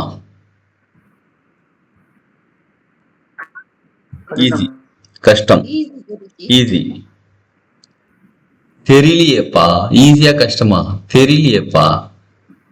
அப்படி ஒரு சிலருக்கு ஈஸி, ஒரு சிலருக்கு கஷ்டம். ஆனா நான் எங்க சம்பாதிக்கிறேன், அந்த மனுஷன் தான் சம்பாதிக்கிறாரு, கொண்டு தரார், அவள் தான். அதானே இல்லத்து அரசியல். உடனே சிரிப்பு பாருங்க பா. சரி, இப்ப நீங்க வேலைக்கு போறீங்க, வேலைக்கு போல, பிசினஸ் பண்றீங்க, பிசினஸ் பண்ணல, இல்லத்தரசியா இருக்கீங்க, ஸ்கூல் படி, என்னன்னாலும் நினைச்சுக்கோங்க, நமக்கு தேவை, நமக்கு பொருளாதாரம் வேணும்பா. எனக்கு தேவை இன்னைக்கு ஒரு 10,000 தேவை, அவ்வளவுதான், சிம்பிள். 10,000 பத்தாதா? 10 லட்சம் அதுவும் பத்தாதா? 10 கோடி? After all 10 crores. What is this? சரி, நமக்கு எவ்வளவு பணம் வேணும்? அப்ப இவ்வளவு நேரம் பாருங்க, எனக்குன்னு சொல்லிட்டு இப்ப நமக்கு நோட்டம், நமக்கு எவ்வளவு பணம் வேணும்? ரம்யா மேடம் தான் எண்ணிட்டு இருக்காங்க, கவுண்டிங். தேவையான அளவுக்கு. சூப்பரா சொன்னீங்க, தேவையான அளவு. அவங்கவுங்களுக்கு ஒரு தேவை இருக்கும். இன்னைக்கு ஒரு தேவை இருக்கும், காலையில ஒரு தேவை இருக்கும், மத்தியானம் வேற தேவை இருக்கும். காலையில டிஃபன் சாப்பிடணும்னா 100 ரூபாய் இருந்தா போதும், மத்தியானம் லஞ்ச் சாப்பிடணும்னா 250 ரூபாய் தேவை. தேவையான அளவு. சரிங்களா? இப்ப நமக்கு தேவையான அளவு பணம் கிடைக்கிறதுக்கு ஒரு குறியீடு, தாந்திரிக பரிகாரத்துல ஒரு குறியீடு இருக்குது. அந்த குறியீடு கத்துக்கலாமா? அந்த குறியீடு என்னன்னா, இதுதான் அந்த குறியீடு. ஒரு straight line, first vertical line, அப்புறம் கிராஸா ஹரிசாண்டல் கிராஸ் லைன், அடுத்தது கிராஸ். கிட்டத்தட்ட ஸ்மால் லெட்டர் ஆர் போட்டு அடிஷனலா ஒரு கோட் போடுற மாதிரியா சார்? ஸ்மால் லெட்டர், கிட்டத்தட்ட ஸ்மால் லெட்டர் ஆர். இங்கிலீஷ் டீச்சரா மேடம் நீங்க? இல்ல சார், நான் காமர்ஸ் ஸ்டூடெண்ட் சார். காமர்ஸ் ஸ்டூடெண்டா? ஓகே, நல்லது. சரிங்களா? இந்த குறியீடு பேரு FEHU, ஃபெஹு. ஜி, இது பேஸ் வந்து அந்த எல்லோ கலர் இருக்கணுங்களா? சொல்றேன். இப்ப படம் ஆரம்பிக்குது, ட்ரெய்லர் போயிட்டு இருக்கு, டீசர் போயிட்டு இருக்கு, ட்ரெய்லர், படம் இவ்வளவு இருக்கு, ஆடியோ ரிலீஸா வேற பண்ணணும்.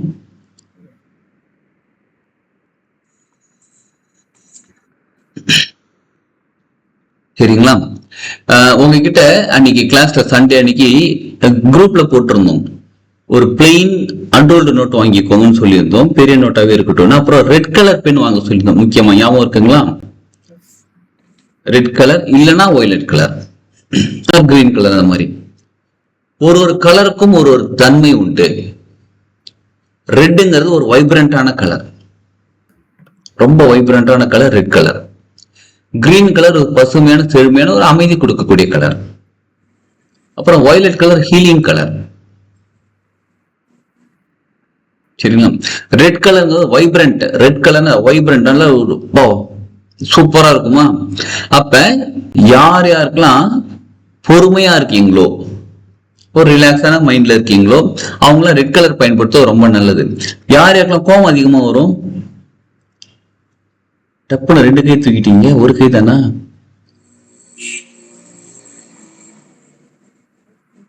ஒரு சிலர் என்ன தெரியுமா சொல்றாங்க என்கிட்ட, எனக்கு கோபம் வராதுன்னு சொல்றேன், புரியுதா புரியல, கோபம் வராது அப்படின்னு சொல்றாங்க. பொறுமையா. அதிகமா கோபம் வரவங்க ரெட் கலர் பயன்படுத்துறத கொஞ்சம் கம்மி பண்ணிக்கோங்க. அப்படி ரெட் கலர் தான் பயன்படுத்தணும்னா அந்த baby pink, pink colour, red colour ஓரியன்டான லைட் ரெட் அந்த மாதிரி யூஸ் பண்ணுங்க. ஏன்னா வைப்ரண்ட், நம்ம கிட்ட இருக்கக்கூடிய தன்மை அதிகப்படுத்தக்கூடிய ரெட் கலர். சரிங்களா? நீங்க இந்த சிம்பலை ஒரு இதுல நம்ம காமிக்கிறதுக்காக திக்கா அந்த லைன் போட்டிருக்கோம். நீங்க பேனா எழுதும்போது தின் லைன் தான் வரும். ஓகே, தின் லைன் ஓகே தான். தின் லைன் போட்டு இந்த ஃபெகு சிம்பல் வரையும் போது, சரி எதற்காக வரைகிறோம்? இந்த ஃபெகு சிம்பலுடைய தன்மை என்னன்னா பொருளாதாரத்தை அட்ராக்ட் பண்ணக்கூடியவங்க. அது எவ்வளவு பொருளாதாரத்தை அட்ராக்ட் பண்ணக்கூடியவங்க? நமக்கு தேவையான பொருளாதாரத்தை அட்ராக்ட் பண்ணக்கூடியவங்க. நமக்கு ஒரு நாள் ஒரு மாதிரி பொருளாதார நிலை மாறிக்கிட்டே இருக்கும். இன்னைக்கு 10 பவுன் நகை வாங்கணும்னா ஒரு நிலை வரும். நாளைக்கு ஒரு வெள்ளியில என்ன கொலுசு வாங்கினா அது வேற பொருளாதார நிலை. அடுத்த வெள்ளி தட்டுல ஒரு தட்டு வேணா அதுக்கு ஒரு பொருளாதார நிலை. எல்லாம் வாங்கி வச்சாச்சுப்பா, இன்னைக்கு சும்மா இருந்தாலே போதும்ப்பா, அதுக்கு ஒரு பொருளாதார நிலை. எல்லாத்துக்குமே. அப்ப நமக்கு என்னைக்கு எது எப்ப தேவைப்படுகிறதோ அதை நிறைவேற்றக்கூடிய தன்மை இந்த ஃபெகு சிம்பலுக்கு உண்டு. குறியீடு உண்மையாவே நிறைவேறிடுமா? எக்ஸ்பீரியன்ஸ் பண்ணி பார்ப்போம்.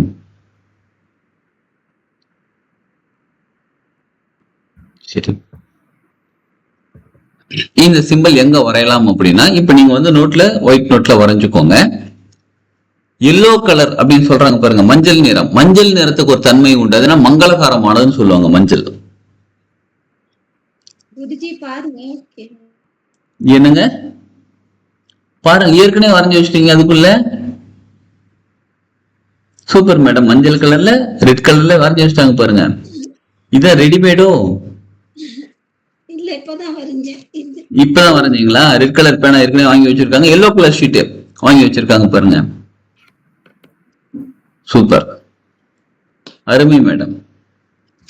அதாவது இல்லுன்னா இல்லு கொண்டு வர்றது நம்ம மகாதேவி மேடம் எண்ணெயா நிக்கிறாங்க பாருங்க. இல்லுன்னா எண்ணெயா நிக்கிறது, இதானோ ஆர்வம். அருமை அருமை. சரிங்களா? இந்த yellow colour sheet A4 sheet கிடைக்குது. எல்லாம் அது என்னது பெரிய சார்ட் ஷீட்டும் கிடைக்குது. சார்ட் ஷீட் A4 ஷீட் கடையில கிடைக்குது. அப்படி சப்போஸ் கிடைக்கல அப்படின்னா ஆன்லைன்ல கூட ஆர்டர் பண்ணிக்கலாம். புக்கு மாதிரி கூட கிடைக்குது. எல்லோ ஷீட்ல புக்கு மாதிரி கூட கிடைக்குது. நோட்டு மாதிரி, புக்ல நோட்டு மாதிரி கிடைக்குது. சரிங்களா? வாங்கிக்கோங்க. ஃபர்ஸ்ட் நீங்க நோட்ல கூட பிராக்டிஸ் பண்ணலாம். இந்த சிம்பல் 108 தடவை பிராக்டிஸ் பண்ணணும். 108 டைம்ஸ் பிராக்டிஸ் பண்ணணும். சரிங்களா? 108 தாட்டி வரையணுமா சார்? வரையணும். இப்ப நீங்க வாங்கி கையில ஏதாவது எழுதுற மாதிரி ஏதாவது இருக்குமா, இல்ல நோட்ல தான் எழுதணும்? இது வரைஞ்சா மட்டும் போதும். சரிங்களா? வரையறதுக்கு முன்னாடி சின்ன விஷயம் ஒன்று பண்ணணும். என்னன்னு கேக்குறீங்களா? உங்களுக்கு என்ன தேவை என்று உங்களுக்கு தெளிவாக தெரிய வேண்டும். இப்ப தெளிவா ஒரு பதில் சொன்னாங்க பாருங்க, எனக்கு என்ன எப்ப தேவையோ அது மட்டும் கிடைக்கணும், அவ்வளவுதான். இல்ல எனக்கு 50,000 வேணும், 1 லட்சம் வேணும், 10 லட்சம் வேணும். உங்களுக்கு எவ்வளவு மேடம் வேணும்?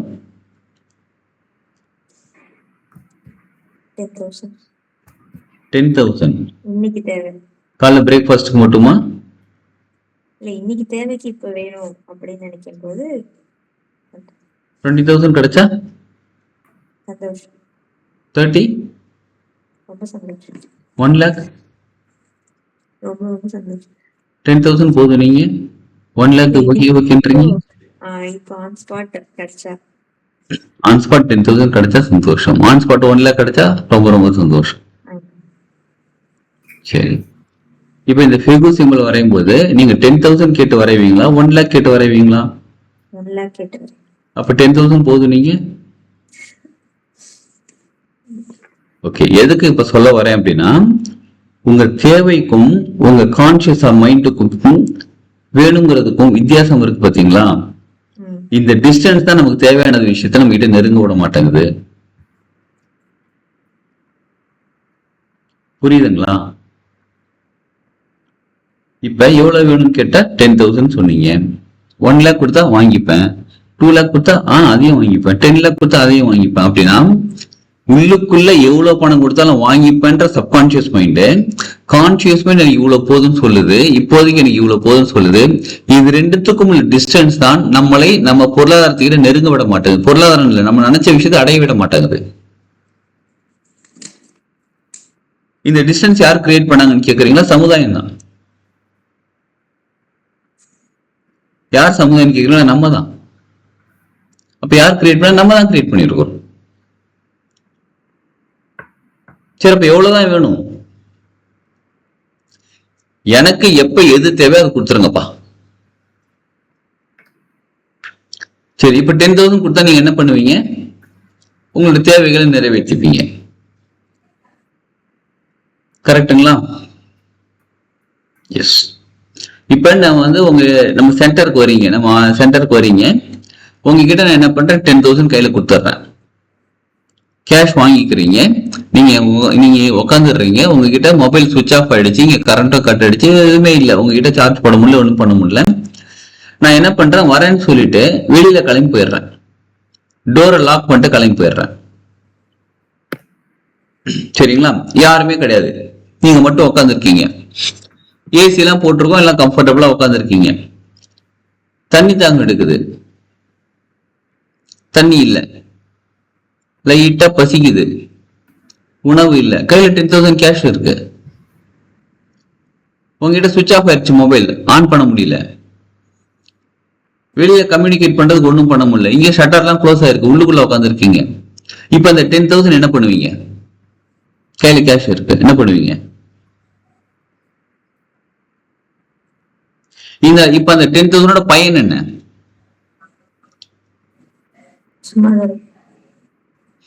சும்மாதான் இருக்கும். என்கிட்ட 10,000 இருக்குப்பா. ஆமா இருக்குது. தண்ணி குடிக்க இல்லையே, என்னால வாங்க முடியலையே, பசிக்குது, உணவு வாங்க முடியலையே.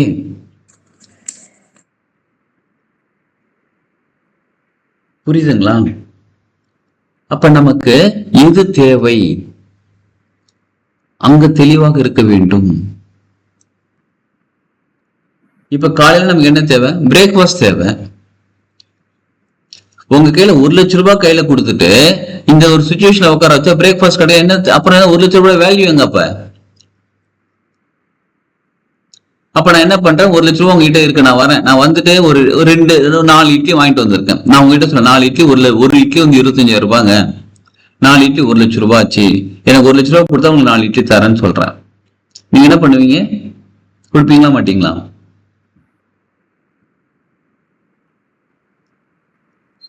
என்னது 4 இட்லி 1 லட்ச ரூபாய், ரொம்ப காஸ்ட்லி இட்லி இருக்குன்னு யோசிக்கிறாங்க, கொடுத்துருவீங்க. ரம்யா மேடம் யோசிக்கிறாங்க, 4 இட்லி 1 லட்ச ரூபாவா, வெரி டூ காஸ்ட்லியா, அப்படிதானே யோசிக்கிறீங்க.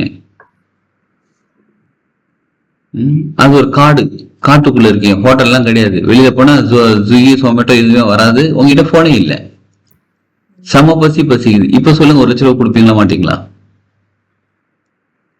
லைட்டா தலையாட்டுறாங்க, கொடுக்கறது வாய்ப்புகள் இருக்கு. அகோர பசி, செம்ம பசி, தண்ணி ஒரு சொட்டு தண்ணி குடிச்சா கூட பரவாயில்ல, என்கிட்ட ஒரு வாட்டர் பாட்டிலும் இருக்கு. 4 இட்லி 1 லட்ச ரூபாய் வாங்கினா வாட்டர் பாட்டில் ஃப்ரீ. கொடுப்பீங்களா மாட்டீங்களா? வேற வழி இல்லை, கொடுத்தாகணும். இப்ப நமக்கு என்ன தேவை? 1 லட்சமா இட்லியா? இட்லி தான். அப்ப புரிஞ்சுக்கோங்க, உங்கள் வாழ்க்கைக்கு எது தேவை என்றால் எது எப்ப தேவைப்படுகிறதோ அது அப்ப தேவை. நிறைய பேர் என்ன பண்றோம், பணம் இருந்தால் சம்பாதிச்சலாம், பணம் இருந்தால் சாதித்து விடலாம், பணம் இருந்தால் வாங்கலாம், ஆனா அந்த பொருள் கிடைச்சாதானே வாங்குறதுக்கு. அப்ப இனிமே தேவை. இது ஃபெகு சிம்பல் எப்படிப்பட்டவங்கன்னா, பொருளாதார சொன்ன பாருங்க, பணத்தை அட்ராக்ட் பண்ண மாட்டாங்க, பொருளாதாரத்தை அட்ராக்ட் பண்ணக்கூடியவங்க. நமக்கு எது எப்ப தேவைப்படுகிறதோ அதை கொண்டு வந்து கொடுக்கக்கூடியவங்க தான் ஃபெகு சிம்பல்.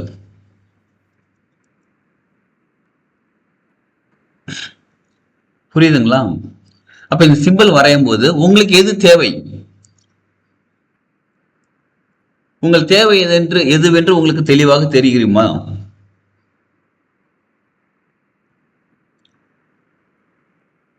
யோசிக்க வேண்டியதா இருக்குல்ல. இப்பதான் 10,000 சொன்னோம், ஆனா 1 லட்சம் கொடுத்தாலும் வாங்கிக்கணும்னு சொல்றோம். ஆனா 4 இட்லி 1 லட்சம் ரூபாய் கொடுத்து வாங்கிடுறோம். பசிக்குது. அப்ப எது தேவை?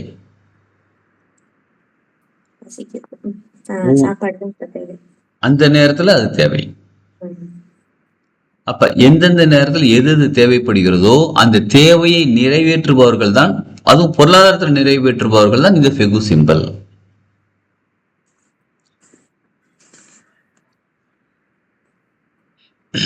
அப்ப இந்த சிம்பல் வரையும் போது உங்களுடைய எண்ணம் எப்படி இருக்கணும்? எனது தேவைகளை நிறைவேற்றி கொண்டிருக்கிறீர்கள். சரி, ஓகே. இப்ப ஃபார் எக்ஸாம்பிள், இப்ப மேடம் சொன்ன மாதிரி எனக்கு இன்னைக்கு இப்ப 10,000 ரூபாய் தேவைப்படுகிறது. 10,000 ரூபாய், சரிங்களா? அப்ப இந்த ஃபெகு சிம்பல் வரையும் போது எனக்கு 10,000 ரூபாய் கொண்டு வந்து சேர்த்து கொண்டு இருக்கிறீர்கள். இப்ப இன்னைக்கு எனக்கு 10,000 ரூபாய் வந்துகிட்டு இருக்கு.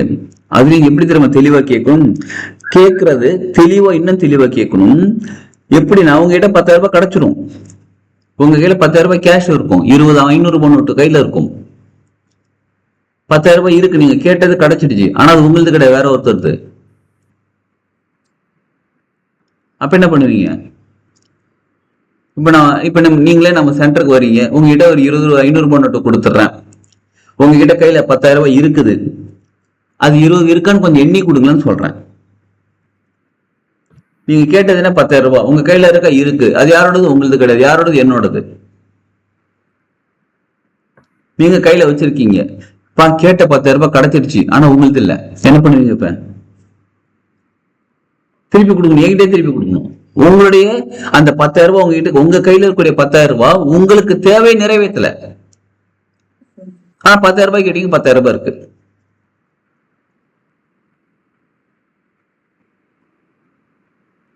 புரியுதுங்களா? அப்ப நம்ம எவ்வளவு தெளிவா இருக்கும் பாத்தீங்களா வாழ்க்கையில, நம்ம என்ன தேவை, எதற்கு தேவை, எப்படி. அப்ப நமக்கு 10,000 ரூபாய் லாபமாக வர வேண்டும். ஆனது எனது வருமானமாக, வருமானம் சொல்றது எனக்கு லாபமாக. வருமானத்துக்கும் லாபத்துக்கும் வித்தியாசம் இருக்கு. வருமானம்ங்கிறது வரும். இப்ப நான் ஒரு பொருள் வச்சிருக்கிறேன், ஒரு 10,000 ரூபாய்க்கு ஒரு பொருள் வாங்கி இருக்கிறேன், அது 10,000 ரூபாய்க்கு விற்கிறேன், எங்கிட்ட 10,000 ரூபாய் கேஷ் இருக்கு. அடுத்த மறுபடியும் அந்த 10,000 ரூபாய் கொடுத்து இன்னொரு பொருள் வாங்க போறேன். சோ நான் என்ன காசு கொடுத்து வாங்கணும், அதே காசு தான் திரும்ப எங்கிட்ட கிடைச்சிருக்கு. லாபம் இல்லை இது எனக்கு. 10,000 ரூபாய்க்கு வாங்கின பொருள் ஒரு 1000 ரூபாய் எக்ஸ்ட்ரா வச்சு வைக்கிறோம், 11,000 ரூபாய் கிடைக்குது. 10,000 ரூபாய் அந்த பொருளுக்கான காஸ்ட், 1000 ரூபாய் எனக்கு லாபம். லாபம் அர்த்தம் புரியுதுங்களா? அப்ப எனக்கு அந்த 10,000 ரூபாய் லாபமாக வர வேண்டும். வருமானம் எது? 10,000 ரூபாய்ங்கிறது வருமானம். 11,000 ரூபாய் வருமானம், லாபம் 1000 ரூபாய். கிளியர்? ஏற்கனவே டவுட் இருக்குங்களா இதுல? நம்ம கேக்குறது வந்து கரெக்டா இருக்கணும், நம்மளுக்கு தேவை கேக்குற மாதிரி கரெக்டா கேட்கணும், தெளிவாக இருக்க வேண்டும். கரெக்ட்ன்றதை விட தெளிவாக இருக்க வேண்டும். சரி, இந்த 10,000 ரூபாய் வச்சு நீங்க என்ன பண்ண போறீங்க? என்ன பண்ண போறோமோ அது பண்ணணும். இப்ப அடுத்தது, இப்ப 10,000 ரூபாய் வச்சு நான் ஒரு விஷயம் யோசிக்கிறேன், என்ன பண்ணலாம்? ஒரு 10,000 ரூபாய்க்கு என்னங்க வாங்கலாம்?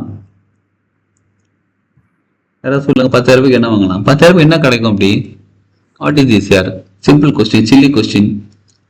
எனக்கு நினைச்ச ஒரு வைரத்தோடு கூட வாங்க முடியாது. 1 கிராம் காயினே நீங்க 10,500 ரூபாய்ப்பா. What is this? சரி, ஒரு 10,000 ரூபாய்க்கு 1 கிராம் காயின் வாங்கணும். இப்போ உங்களுக்கு காயின் வேணுமா, 10,000 ரூபாய் வேணுமா?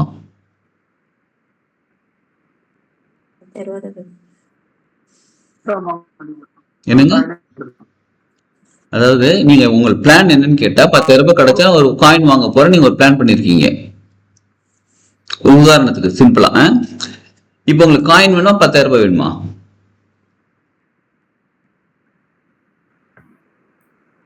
இப்போ 10,000. ஓகே, அவங்களுக்கு அடம் பிடிக்கிறாங்க, எனக்கு 10,000 தான் வேணும், காயின் கூட நீங்களே வச்சுக்கோங்க, எனக்கு 10,000 ரூபாய் தான் வேணும். ஓகே, அந்த 10,000 ரூபாய்க்கு ஒரு பர்பஸ் இருக்குங்களா உங்களுக்கு? ஆமா, இன்னைக்கு அதை கேட்கறோம் அப்படின்னா அது ஒரு பர்பஸ் இருக்கும். அந்த பர்பஸ் சால்வ் ஆகணுமா 10,000 ரூபாய் வேணுமா? ஆமா, இன்னைக்கு காயின் வேண்டாம். இல்லங்க, காயின் வேணும் இன்னைக்கு, நாளைக்கு வாங்கிக்கலாம் காயினை. இன்னைக்கு அந்த 10,000 ரூபாய்க்கு பர்பஸ் சால்வ் பண்ணும். அந்த 10,000 ரூபாய் பர்பஸ் சால்வ் ஆகணுமா, உங்களுக்கு அந்த காயின் 10,000 ரூபாய் வேணுமா? அந்த 10,000 ரூபாய்னால அந்த பர்பஸ் சால்வ் ஆகணும், அதுக்கோசரம் வேணும். அப்ப சால்வ் ஆகணும், அதுதான் உங்களுக்கு முக்கியம். இப்ப உதாரணத்துக்கு நீங்க ஒருத்தருக்கு வந்து ஒரு 10,000 ரூபாய் கொடுக்கணும், சரிங்களா? அவங்களுக்கு இன்னைக்கு கொடுத்து ஆகணும். அதற்காக இப்ப உங்களுக்கு 10,000 தேவைப்படுகிறது. அவருக்கு அந்த பர்சனுக்கு கொடுக்க வேண்டியது உங்களுடைய கடமை, ஏதோ ஒண்ணு வச்சுக்கோங்க.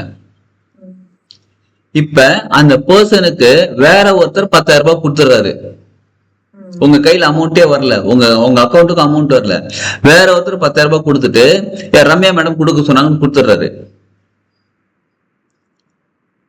அந்த மாதிரி யார் இருக்காங்கன்னு கேக்குறீங்களா? Anything can happen. It's a miracle. Life is a miracle. கொடுத்துடுறாங்க, கொடுத்துட்டு உங்களுக்கு போன் பண்ணி யாரு அவங்க வாங்கினவங்க சொல்லிடுறாங்க, எப்ப உங்களுக்கு நீங்க கொடுத்தீங்க அமௌண்ட் எனக்கு வந்துருச்சுப்பான்னு சொல்லிடுறாங்க, அவ்வளவுதான் முடிஞ்சிருச்சு. உங்க கையில 10,000 ரூபாய் வந்துச்சா? உங்க அக்கௌண்ட்டுக்கு அமௌண்ட் வந்துச்சா? எது தேவையோ கம்ப்ளீட் ஆயிடுச்சா? அந்த ப்ராப்ளம் சால்வ் ஆயிடுச்சா? அப்ப அந்த மனநிலை தான் நம்ம உருவாக்க வேண்டும். இப்ப உங்க கையில 10,000 ரூபாய் வந்துருச்சு, யாருக்கும் கொடுக்க வேண்டிய அமௌண்ட் உங்க கையில 10,000 ரூபாய் கேஷ் வந்துருச்சு. அர்ஜென்ட்டா பக்கத்துல ஒருத்தருக்கு ஆக்சிடென்ட் ஆயிடுச்சு, ஹாஸ்பிட்டல் அழைச்சிட்டு போகணும், பணம் வேணும், ஒரு 5,000 ரூபாய் 10,000 ரூபாய் கொடுக்கலாம் உங்ககிட்ட கேக்குறாங்க. நீங்க கடன் அடைக்க பாப்பீங்களா, இவங்களுக்கு அர்ஜென்ட் உயிர் போகிற விஷயத்தை இவங்களுக்கு கொடுப்பீங்களா? அர்ஜென்ட்டா வேணும்னா கொடுத்துடலாம். இப்ப உங்களோட தேவை அங்க நிறைவேறுச்சா? இல்ல. ஆனா 10,000 ரூபாய் கையில இருக்கா? இருக்கு. இப்ப உங்க தேவை நிறைவேறலையே, நீங்க கேட்டது பணம் 10,000 ரூபாய் கையில இருக்கு. இப்ப 2 ஆப்ஷன் பிரபஞ்சம் உங்களுக்கு கொடுக்குறாங்க, கடன் அடைக்கிறதுக்கு, இன்னொருத்தவங்க அர்ஜென்ட்டுக்கு. எது அவசர தேவையோ அதை நம்ம பண்ணணும். புரியுதுங்களா? அப்ப உங்களுடைய நீங்க எதற்காக இந்த 10,000 கேட்டீங்களோ அது நிறைவேறல. அப்ப நமக்கு எது தேவை? நமக்கு எது தேவையோ அது நிறைவேற வேண்டும், அது கம்ப்ளீட் ஆக, அதுதான் நமக்கு தேவை.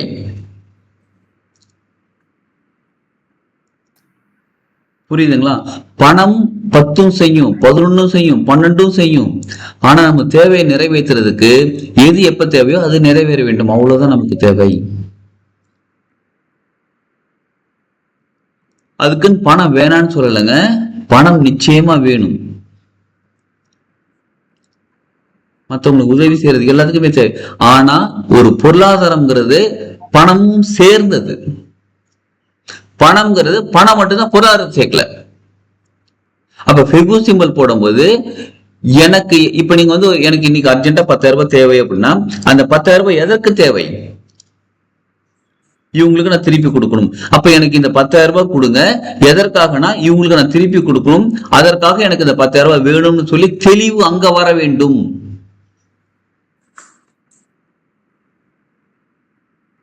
புரியுதுங்களா?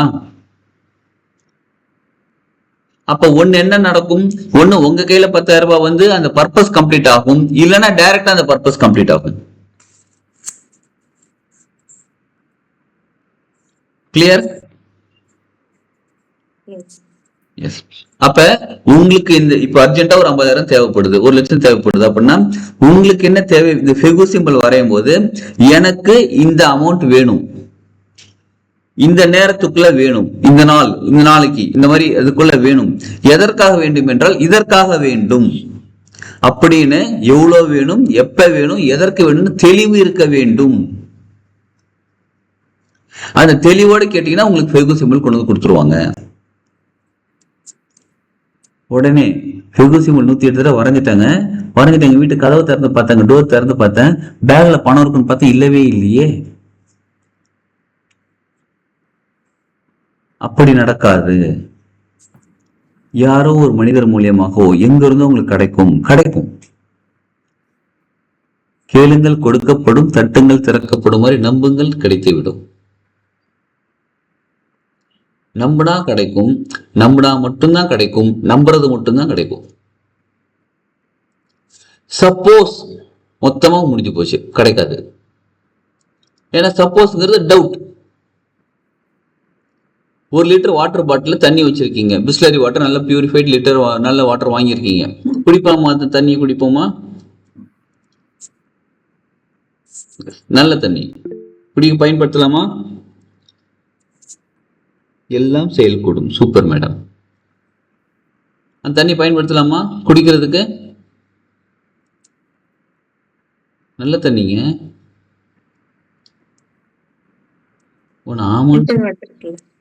ஃபில்டர் வாட்டரே வச்சுப்போம். நல்ல தண்ணி குடிப்போமா? 1 லிட்டர் தண்ணி குடிக்க பயன்படுத்தலாம்.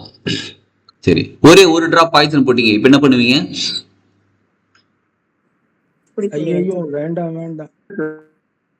இவ்வளவு நேரம் சைலண்ட் தான். 1 லிட்டர் தண்ணி குடிக்கிறீங்களா கேட்ட சைலண்டா இருந்தாரு. 1 டிராப் பாய்சன் போட்ட பிறகு வந்து வேணான்றாரு. ஐயா தண்ணி குடிச்சிட்டேன் ஐயா, அதனால வேணாம் நீங்க. ஓகே, ஒரே 1 டிராப் பாய்சன் போட்ட பிறகு தண்ணி குடிப்போமா?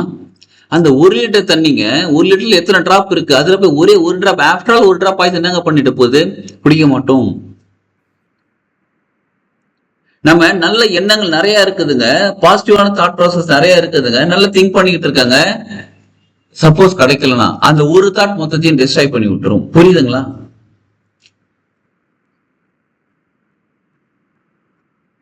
அந்த 99.99% கரெக்டா இருக்கு, 0.1% மொத்த 99.99 டெலீட் பண்ணிடும். நம்பிக்கைனா முழுமையா இருக்கணும், இல்லைன்னா இல்ல. வச்சா மொட்டை இல்ல, அதாவது வச்சா குடுமி இல்ல சரைச்சா மொட்டை. இதானே நடுவுல வந்து அந்த பாப்கிராப் அந்த கதைலாம் இங்க கிடையாது. அது ஹேர் ஸ்டைல்ல வேணா வச்சுக்கலாம்.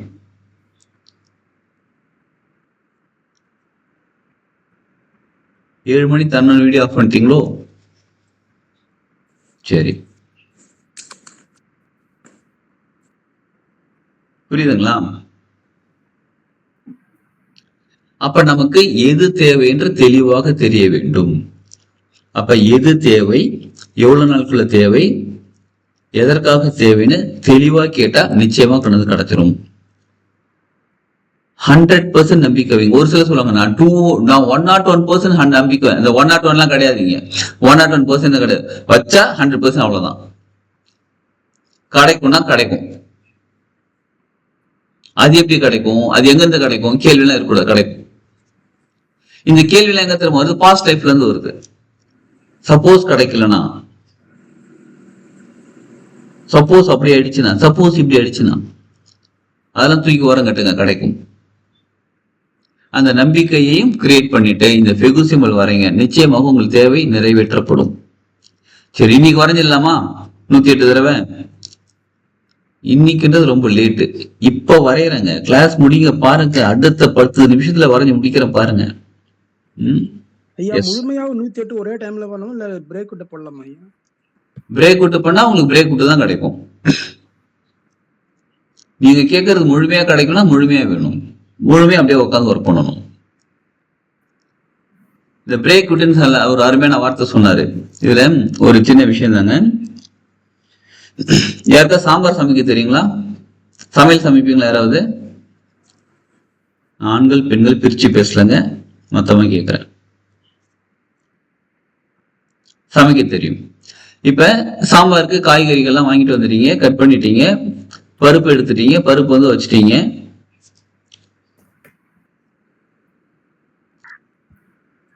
பருப்பு வந்து வேக போட்டிருக்கீங்க, அது வெந்துகிட்டு இருக்கு, இப்பதான் வேக ஆரம்பிக்குது. எடுத்து கீழே வச்சுட்டு சாதம் வைக்கிறீங்க. சாதம் குக்கர்ல வைக்கிறீங்க, ஒரு விசில் வருது, சாதத்தை எடுத்து கீழே வச்சுட்டு மறுபடியும் பருப்பு எடுத்து வைக்கிறீங்க. ஒரு 5 நிமிஷம் ஆகுது, மறுபடியும் பருப்பு எடுத்து கீழே வச்சுட்டு மறுபடியும் சாதத்தை எடுத்து வைக்கிறீங்க. இப்படி இருந்தா சமையல் முழுமையா நடக்குமா? முழுமையா சமையல் ஆகணும் எவ்வளவு நேரம் ஆகும் இந்த மாதிரி பண்ணா?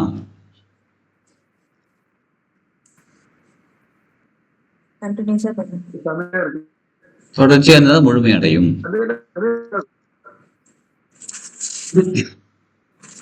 புரியுதுங்களா? ஒரு விஷயம் தொடர்ச்சியா நடக்கிறதுக்கும் விட்டு விட்டு பண்றதுக்கும் அதோட எஃபெக்ட். நீங்க 5 நிமிஷம் வேக வச்சுட்டு மறுபடியும் கீழே இறக்கி வச்சுட்டு சாதத்தை வச்சுட்டு அப்புறம் 5 நிமிஷம் அதை வச்சுட்டு மாத்தி மாத்தி தொடர்ச்சி பண்ணும்போது முழுமையில சமையலே ஆகாது, நடக்கவே நடக்காதுங்க. நம்ம என்ன பண்றோம், ஒரு விஷயத்த கொஞ்சம் ரெஸ்ட் எடுத்து ரிலாக்ஸா பண்ணலாம். 108 தடவை சிம்பிள் வரைய சொன்னாங்க, 54 தடவை வரைஞ்சிட்டோம், கை வலிக்குது, அப்படியே ஓரமா வச்சுட்டு கொஞ்ச நேரம் கழிச்சு பண்ணலாம். பிரேக். சமையல் நடக்குமா? தேவை கிடைக்குமா? நீங்க 108 தடவை வரைய சொன்னா வரைஞ்சிட்டேன், எனக்கு கிடைக்கவே இல்லை. ஏன்னா 25 தடவை 4 தடவை வரைஞ்சேன், 8 தடவை ஒரு தடவை தனியா வரைஞ்சேன்.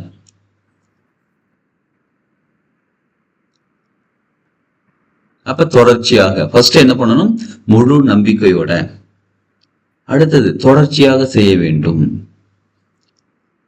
அடுத்தது முக்கியமானது, என்ன தேவை, எப்ப தேவை, எதற்காக தேவை, இத 3த்தையும் தெளிவா வச்சுட்டு கேளுங்க, நிச்சயமாக கிடைக்கும். உங்கள் தேவை நிறைவேறும். 7 மணிக்கு மேல வீடியோ ஆஃப் பண்ண சொல்லி யாரும் சொல்லவே இல்லையே, கவர்மெண்ட் ஆர்டர் கிடையாது. எல்லாம் டப்பு டப்புன்னு 7 மணிக்கு வீடியோ ஆஃப் பண்ணி வச்சிருக்கீங்க. ஐயா எனக்கு ஒரு டவுட் ஐயா, இது வந்து டெய்லியும் எழுதணுமா இல்ல எப்படிங்க? ஓகே, இப்போ உங்களுக்கு ஒரு தேவை, இன்னைக்கு வந்து ஒரு 10,000 ரூபாய் அவங்க கேட்டிருக்காங்க, இன்னைக்கு வரீங்க. இப்போ உங்களுக்கு அடுத்தது ஒரு மாசத்துல வச்சுக்கோங்க, ஒரு மாசத்துல எனக்கு 5 லட்சம் ரூபாய் தேவை அப்படின்னா, எனக்கு ஒரு மாசத்துல, அதாவது எனக்கு 5 லட்சம் ரூபாய் தேவை, ஒரு மாசம் கேட்காதீங்க. இன்னைக்கு என்ன தேதி? 23. ஒரு மாசம் எண்ணிக்கை, அடுத்த மாசம் 23ஆம் தேதி ஒரு மாசம், கரெக்டுங்களா? நாளைக்கு இதை வரையறீங்க, எனக்கு ஒரு மாசத்துல தேவைன்னு சொல்றீங்க, நாளைக்கு என்ன தேதி? அப்ப ஒரு மாசங்கிறது எத்தனை நாள்? அடுத்த மாசம் 24. புரியுதுங்களா? 25ஆம் தேதி வரையறீங்க, என்ன வரைவீங்க? ஒரு மாசத்துல. அப்ப ஒரு மாசங்கிறது எத்தனை நாள்? அடுத்த மாசம் 25. அப்ப உங்களோட ஒரு மாசம் நீண்டுகிட்டே போகுது பாருங்க, புரியுதுங்களா? எஸ். அப்ப எனக்கு அடுத்த மாசம் எது? அக்டோபரா? அக்டோபர் 15ஆம் தேதி 2025க்குள்ள எனக்கு 5 லட்சம் ரூபாய் லாபமாக வேண்டும். எதற்காக எனக்கு லாபமாக வேண்டும்? இந்த பர்பஸ்க்காக எனக்கு லாபமாக வேண்டும் அப்படின்னு தெளிவா எழுதிட்டு, தெளிவா அந்த சிந்தனையை கொண்டு வந்துட்டு, இந்த ஃபெகு சிம்பிள் வரைஞ்சிட்டு, அந்த சிம்பிள் வரைஞ்சி 108 தடவை வரைஞ்ச பிறகு என்ன பண்ணுங்க, ஒரு எல்லோ கலர் ஷீட் வாங்கிக்கோங்க, A4 ஷீட், இந்த மாதிரி ஷீட் வாங்கிக்கோங்க. வாங்கிக்கிட்டு ரெட் கலர்ல அதை அழகா வரைஞ்சிட்டு கீழே அதை எழுதிக்கோங்க, எனக்கு 5 லட்சம் ரூபாய் தேவை, அக்டோபர் 15, 2025க்குள்ள எனக்கு தேவை. என்ன பர்பஸ்க்கு வேணும்? இந்த பர்பஸ்க்காக எனக்கு இந்த 5 லட்சம் ரூபாய் தேவைப்படுகிறது, எனக்கு கொண்டு வந்து சேர்த்து கொண்டு இருக்கிறீர்கள், நன்றி நன்றி நன்றின்னு எழுதிக்கோங்க.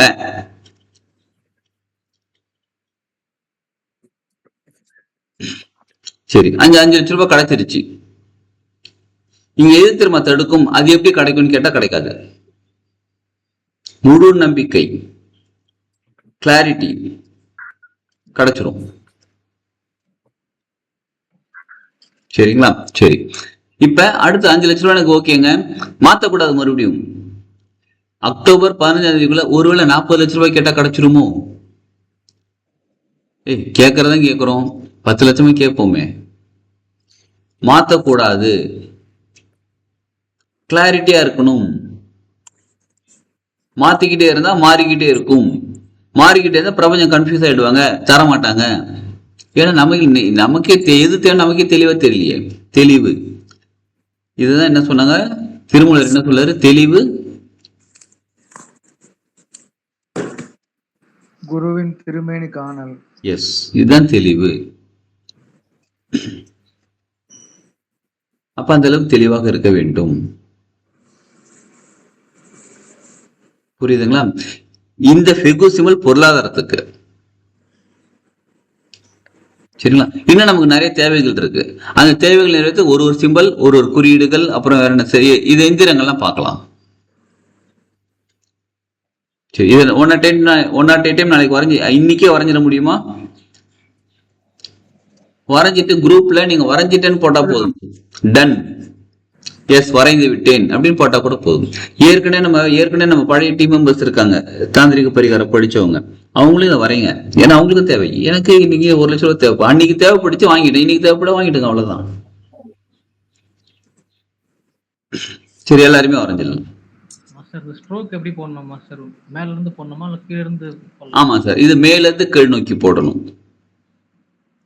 மேல இருந்து கீழ் நோக்கி போடணும். அதாவது பிரபஞ்சத்துல நமக்கு வருமானம் வருகிறது. ஏரோ மார்க் கொடுத்தீங்கன்னாக்கா அது தேவை மாஸ்டர். இதுக்கு ரெக்கி சிம்பிள் மாதிரி ஏரோ மார்க்லாம் தேவைப்படாது சார். இது நீங்க மேல இருந்து கீழ் நோக்கி ஃபர்ஸ்ட் ஒரு வெர்டிக்கல் லைன், அப்புறம் கிராஸா ஒரு லைன், அப்புறம் செகண்ட் லைன், அவ்வளவுதான். எல்லாமே மேல இருந்து கீழ நோக்கி தான் போடணும். Yes sir. 108 ஸ்கேல் யூஸ் பண்ணலாமா குருஜி? 108 தடவை ஒரு பக்கத்துல போட்டு அடுத்த பக்கத்துல பின்னாடி எழுதலாமா? ஒரு பக்கத்துல 108 தடவை வரைய வேணாங்க. இப்ப சாதாரண சின்ன நோட்டுன்னு வச்சுக்கோங்களேன், ஒரு பக்கத்துக்கு 1 2 3 4 5 6 சிம்பிள் வரையலாம் ஒரு சாதாரண சைஸ்ல. அதுக்கு பேக் சைட்ல வரையக்கூடாது. இப்ப நம்ம ஒரு நோட் எடுக்கிறோம், ரைட் சைட்ல வரைகிறோம், திரும்பி லெஃப்ட் சைட்ல பேஜ்ல எழுதக்கூடாது. ஒன் சைடா தான் யூஸ் பண்ணணும். குறியீடுங்கிறது ஒரு ஸ்ட்ரோக், அந்த ஸ்ட்ரோக்குங்கிறது ஒரு மதிப்பு இருக்கு, ஒரு எனர்ஜி இருக்கு. அது பின்னாடி வரையும்போது இந்த ஸ்ட்ரோக் டிஸ்டர்ப் ஆகும். அன்ரூல்டு நோட்ல வரையக்கூடாது, ரூல்டு நோட்ல மட்டும்தான் வரையணும். சாரி, அன்ரூல்டு நோட்ல தான் வரையணும், ரூல்டுல வரையக்கூடாது. கோடு டிஸ்டர்ப் ஆகும். ஸ்கேல் யூஸ் பண்ணலாமா குருஜி? ஸ்கேல் யூஸ் பண்ணலாம் சார். once again please. அது என்ன பண்ணும் சொல்லுங்க. அத இல்லைங்க, அந்த இது போடுறது ஃபர்ஸ்ட் ஸ்ட்ரைட் லைன் போட்டு அந்த செகண்ட் லைன் வந்து மேல இருந்து கீழே வரணுமா இல்ல மேல இருந்து கீழே வரணும்? ஃபர்ஸ்ட் லைன் வெர்டிகல் லைன் வரைஞ்சிட்டீங்க, அடுத்தது ஃபர்ஸ்ட் லைன் மேல இருக்க லைன் வரையறீங்க, அடுத்தது அது கீழே இருக்க லைன் வரையறீங்க. அப்ப கீழே இருக்கிற லைன் கொஞ்சம் குட்டையா இருக்குது. அளவெடுத்து பாருங்க. இல்ல ஜி, மேல் லைன் கொஞ்சம் நீளமா தெரியுது. அளவெடுத்து பாருங்க, ரெண்டும் ஒரே சைஸ் தான்.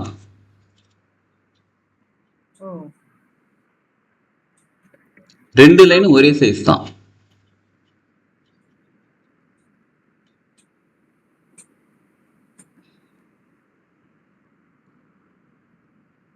சரிங்களா? ஓகே, உங்களுக்கு வேற ஏதாவது டவுட் இருந்தா கேளுங்க. சார் இன்னொரு வாட்டி எத்தனை டைம் சொல்லுங்க சார்? 108 டைம். சப்போஸ் 108 டைம் வரைய முடியல, 108 தடவை வரைஞ்சிருங்க, அவ்வளவுதான். ஒரு தடவை இங்கிலீஷ்ல சொன்னாரு, ஒரு தடவை தமிழ்ல சொன்னாரு, அவ்வளவுதான்.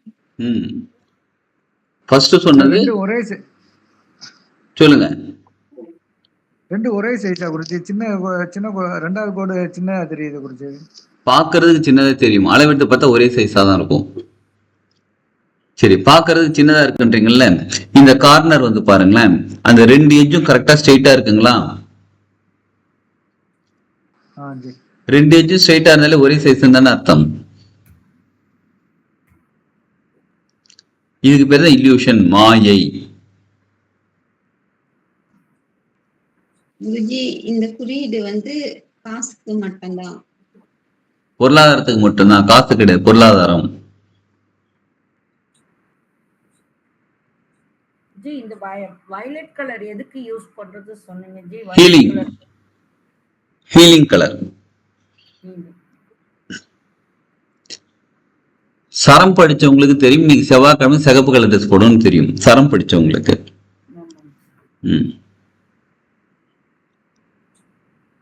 நம்ம டீம்ல கூட ஒரு சிலர் சிகப்பு கலர் ட்ரெஸ் போட்டிருக்காங்க. கிரீன் பசுமை செழுமை.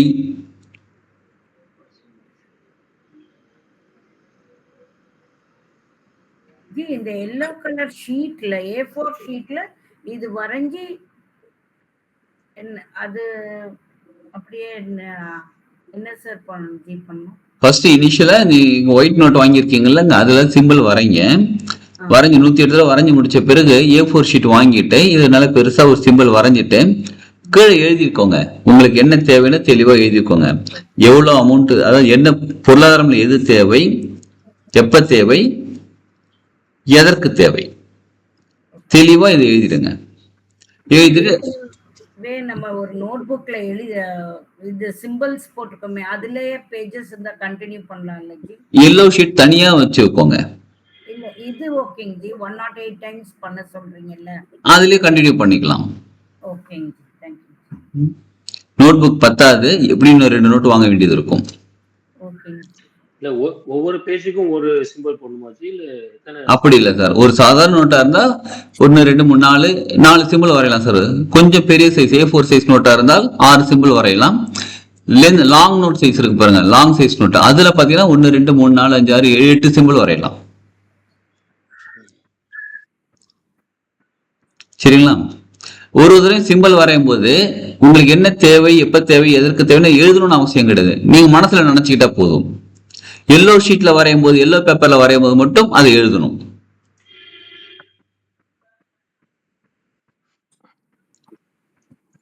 எல்லோ பேப்பர்ல ஒவ்வொரு பேப்பர்ல எழுதணும். ஒரு எல்லோ பேப்பர்ல ஒரு சிம்பிள் வரைஞ்சி ஒரு தடவை வச்சுக்கிட்டா போதும். தேவையோ அப்பப்ப அதுல அந்த மாதிரி எழுதணுங்களா ஜி? இப்ப ஃபார் எக்ஸாம்பிள் இப்ப எனக்கு இவ்வளவு வேணும் இந்த மந்த் அப்படின்னு எழுதுறோம். இப்ப அந்த ஒர்க் ஃபினிஷ் ஆச்சுன்னா நெக்ஸ்ட் எது தேவையோ அதுக்கு தனியா சிம்பிள் வரைஞ்சி அதுக்கு தனியா நம்ம செய்ய போகிறோம். Okay G. இப்ப இந்த பழைய ஷீட் என்ன பண்ணுவோம், அதை அப்படியே சேவ் பண்ணி வச்சுக்குவோம், ஓடுற தண்ணியில விட்டுடலாம்.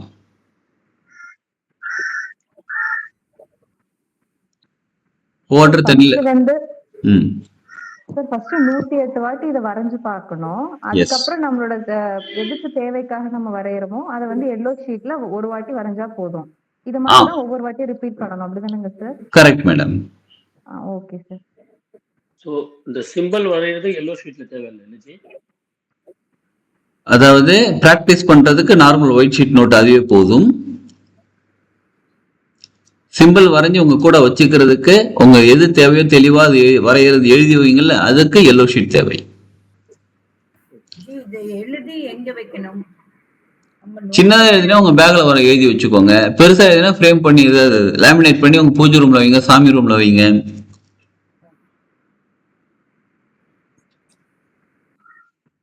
இது நம்ம பர்ஸ்ல கூட வச்சுக்கலாம். ஃபெகு சிம்பிள் வரைஞ்சு உங்க பர்ஸ்ல கூட லேமினேட் பண்ணி உங்க பர்ஸ்ல வச்சுக்கலாம், எல்லோ ஷீட்ல வரைஞ்சி.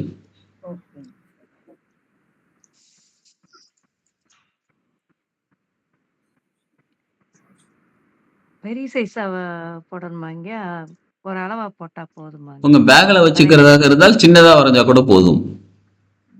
இப்ப நோட்ல நம்ம 108 தடவை போடுறது வந்து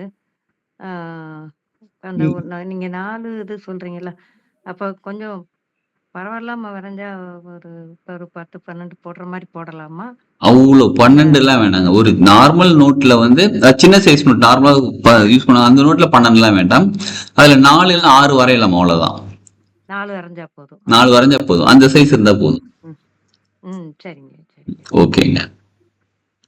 லேமினேட் பண்ணி வைக்கிறதுலயும் நம்ம அந்த எவ்வளவு வேணுங்கிற அமௌண்ட்டையும் எழுதணும்.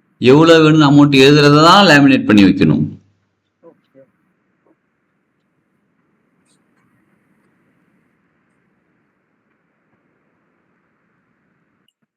அப்ப அத நம்ம தண்ணியில விட்டா இதாகாது.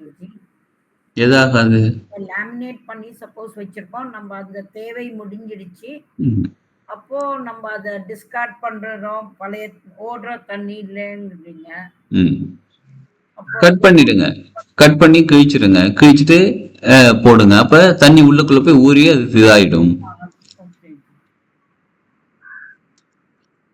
அந்த லேமினேஷன் கம்பல்சரி கிடையாதுங்க.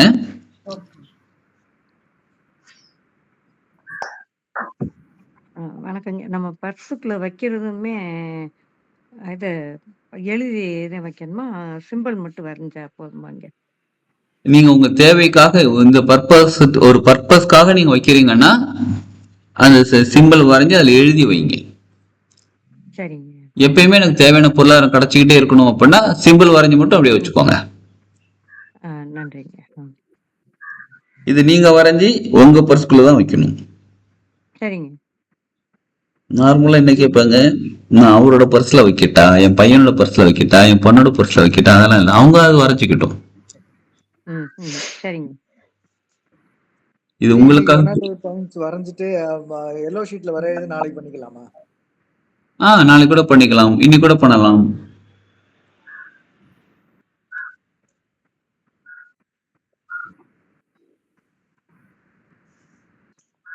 இந்த 108 நம்பர் நோட்ல எழுதுறது பிளாக் அண்ட் ஒயிட்ல. பிளாக் பேனா எழுதக்கூடாது சார். ப்ளூ. ஆமா, கலர் போட்டு பாருங்க. Blue colour, violet colour, golden colour, red colour use பண்ணிக்கலாம்.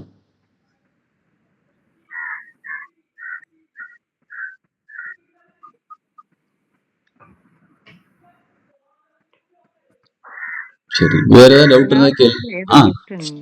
என்னங்க இந்த 4 கலர் சொல்றீங்க, அதுல எது பெஸ்ட் இருக்குங்க? இப்பதான் சொன்னமேங்க, ரெட் கலர் வைப்ரண்டான கலர். சரிங்க.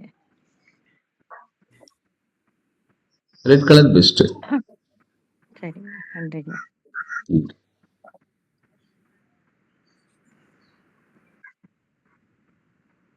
சரி, ஓகே, வாங்க இப்போதே கிளாஸ் முடிச்சுக்கலாம். நாளைக்கு இன்னும் சில சிம்பிள்ஸ் குறியீடுகள் பார்க்க ஆரம்பிக்கலாம்.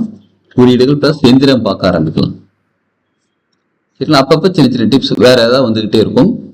கிளாஸ் கவனிங்க, முழுசா அட்டன் பண்ணுங்க. சப்போஸ் இப்போ வேலை ஏதாவது இருக்கு அப்படின்னா நீங்க கிளாஸ் இப்போதைக்கு என்ன கவனிக்கணும் நோட்ஸ் எடுத்துக்கோங்க. அடுத்த வீடியோ பார்த்து வீடியோ நிச்சயமா பாருங்க, வேற மாதிரி புரிதல் வரும். சரிங்களா? ஓகே, வாங்க இப்போதைக்கு நேரம் நிமிடம் உட்காந்துப்போம். முதுகுத்தண்டு கழுத்து தலைமுன் நேர்கோட்டில் இருக்கட்டும். உச்சம் தலைக்கு மேல நேர கைகள் வச்சுக்கிட்டு அனைத்தையும் காக்கும் இறைவா. தெய்வீக தந்தை மற்றும் தெய்வீக தாய்,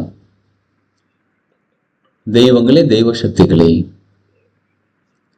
மகான்களே, மகரிஷிகளே, ஞானிகளே, சித்தர்களே,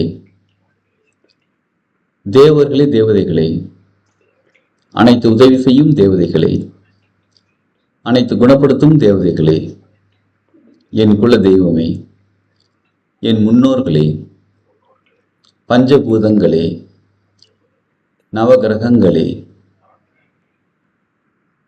27 நட்சத்திரங்களே, 12 ராசிகளே, குரு மற்றும் குருமார்களே, பிரபஞ்ச சக்தியே, எல்லா நேரங்களிலும் எல்லா இடங்களிலும் அனைத்து தொழில்களிலும் எனக்கு உறுதுணையாகவும் பாதுகாப்பாகவும் என்னை வழிநடத்தி செல்வதற்கும் நன்றி நன்றி நன்றி. உச்சந்தலையில கைகள் வச்சுட்டு நன்றி உணர்வுடன் நன்றி. புருவமதியில கைகள் வச்சுட்டு மரியாதையுடன் நன்றி. ஹார்ட் சக்கரால கைகள் வச்சுட்டு அன்புடன் நன்றி. இந்த நன்றி உணர்வோட அவங்க பிளஸிங்ஸ் அப்படியே எடுத்துப்போம். உள்ளங்கைகள் மெதுவாக உரசி, உள்ளங்கைகள் கண்கள் மேல வச்சுக்கிட்டு கண்களுக்கும் கைகளுக்கும் ஒரு கனெக்டிவிட்டி உருவாகுறத உணர்ந்து பார்ப்போம். முகத்துக்கு நேரம் கைகள் கொண்டு மகிழ்ச்சியான ஆனந்த புன்னகையோட கண்கள் திறந்து உள்ளங்கைகளை பார்ப்போம். வாழ்க வளமுடன். வாழ்க வளமுடன்.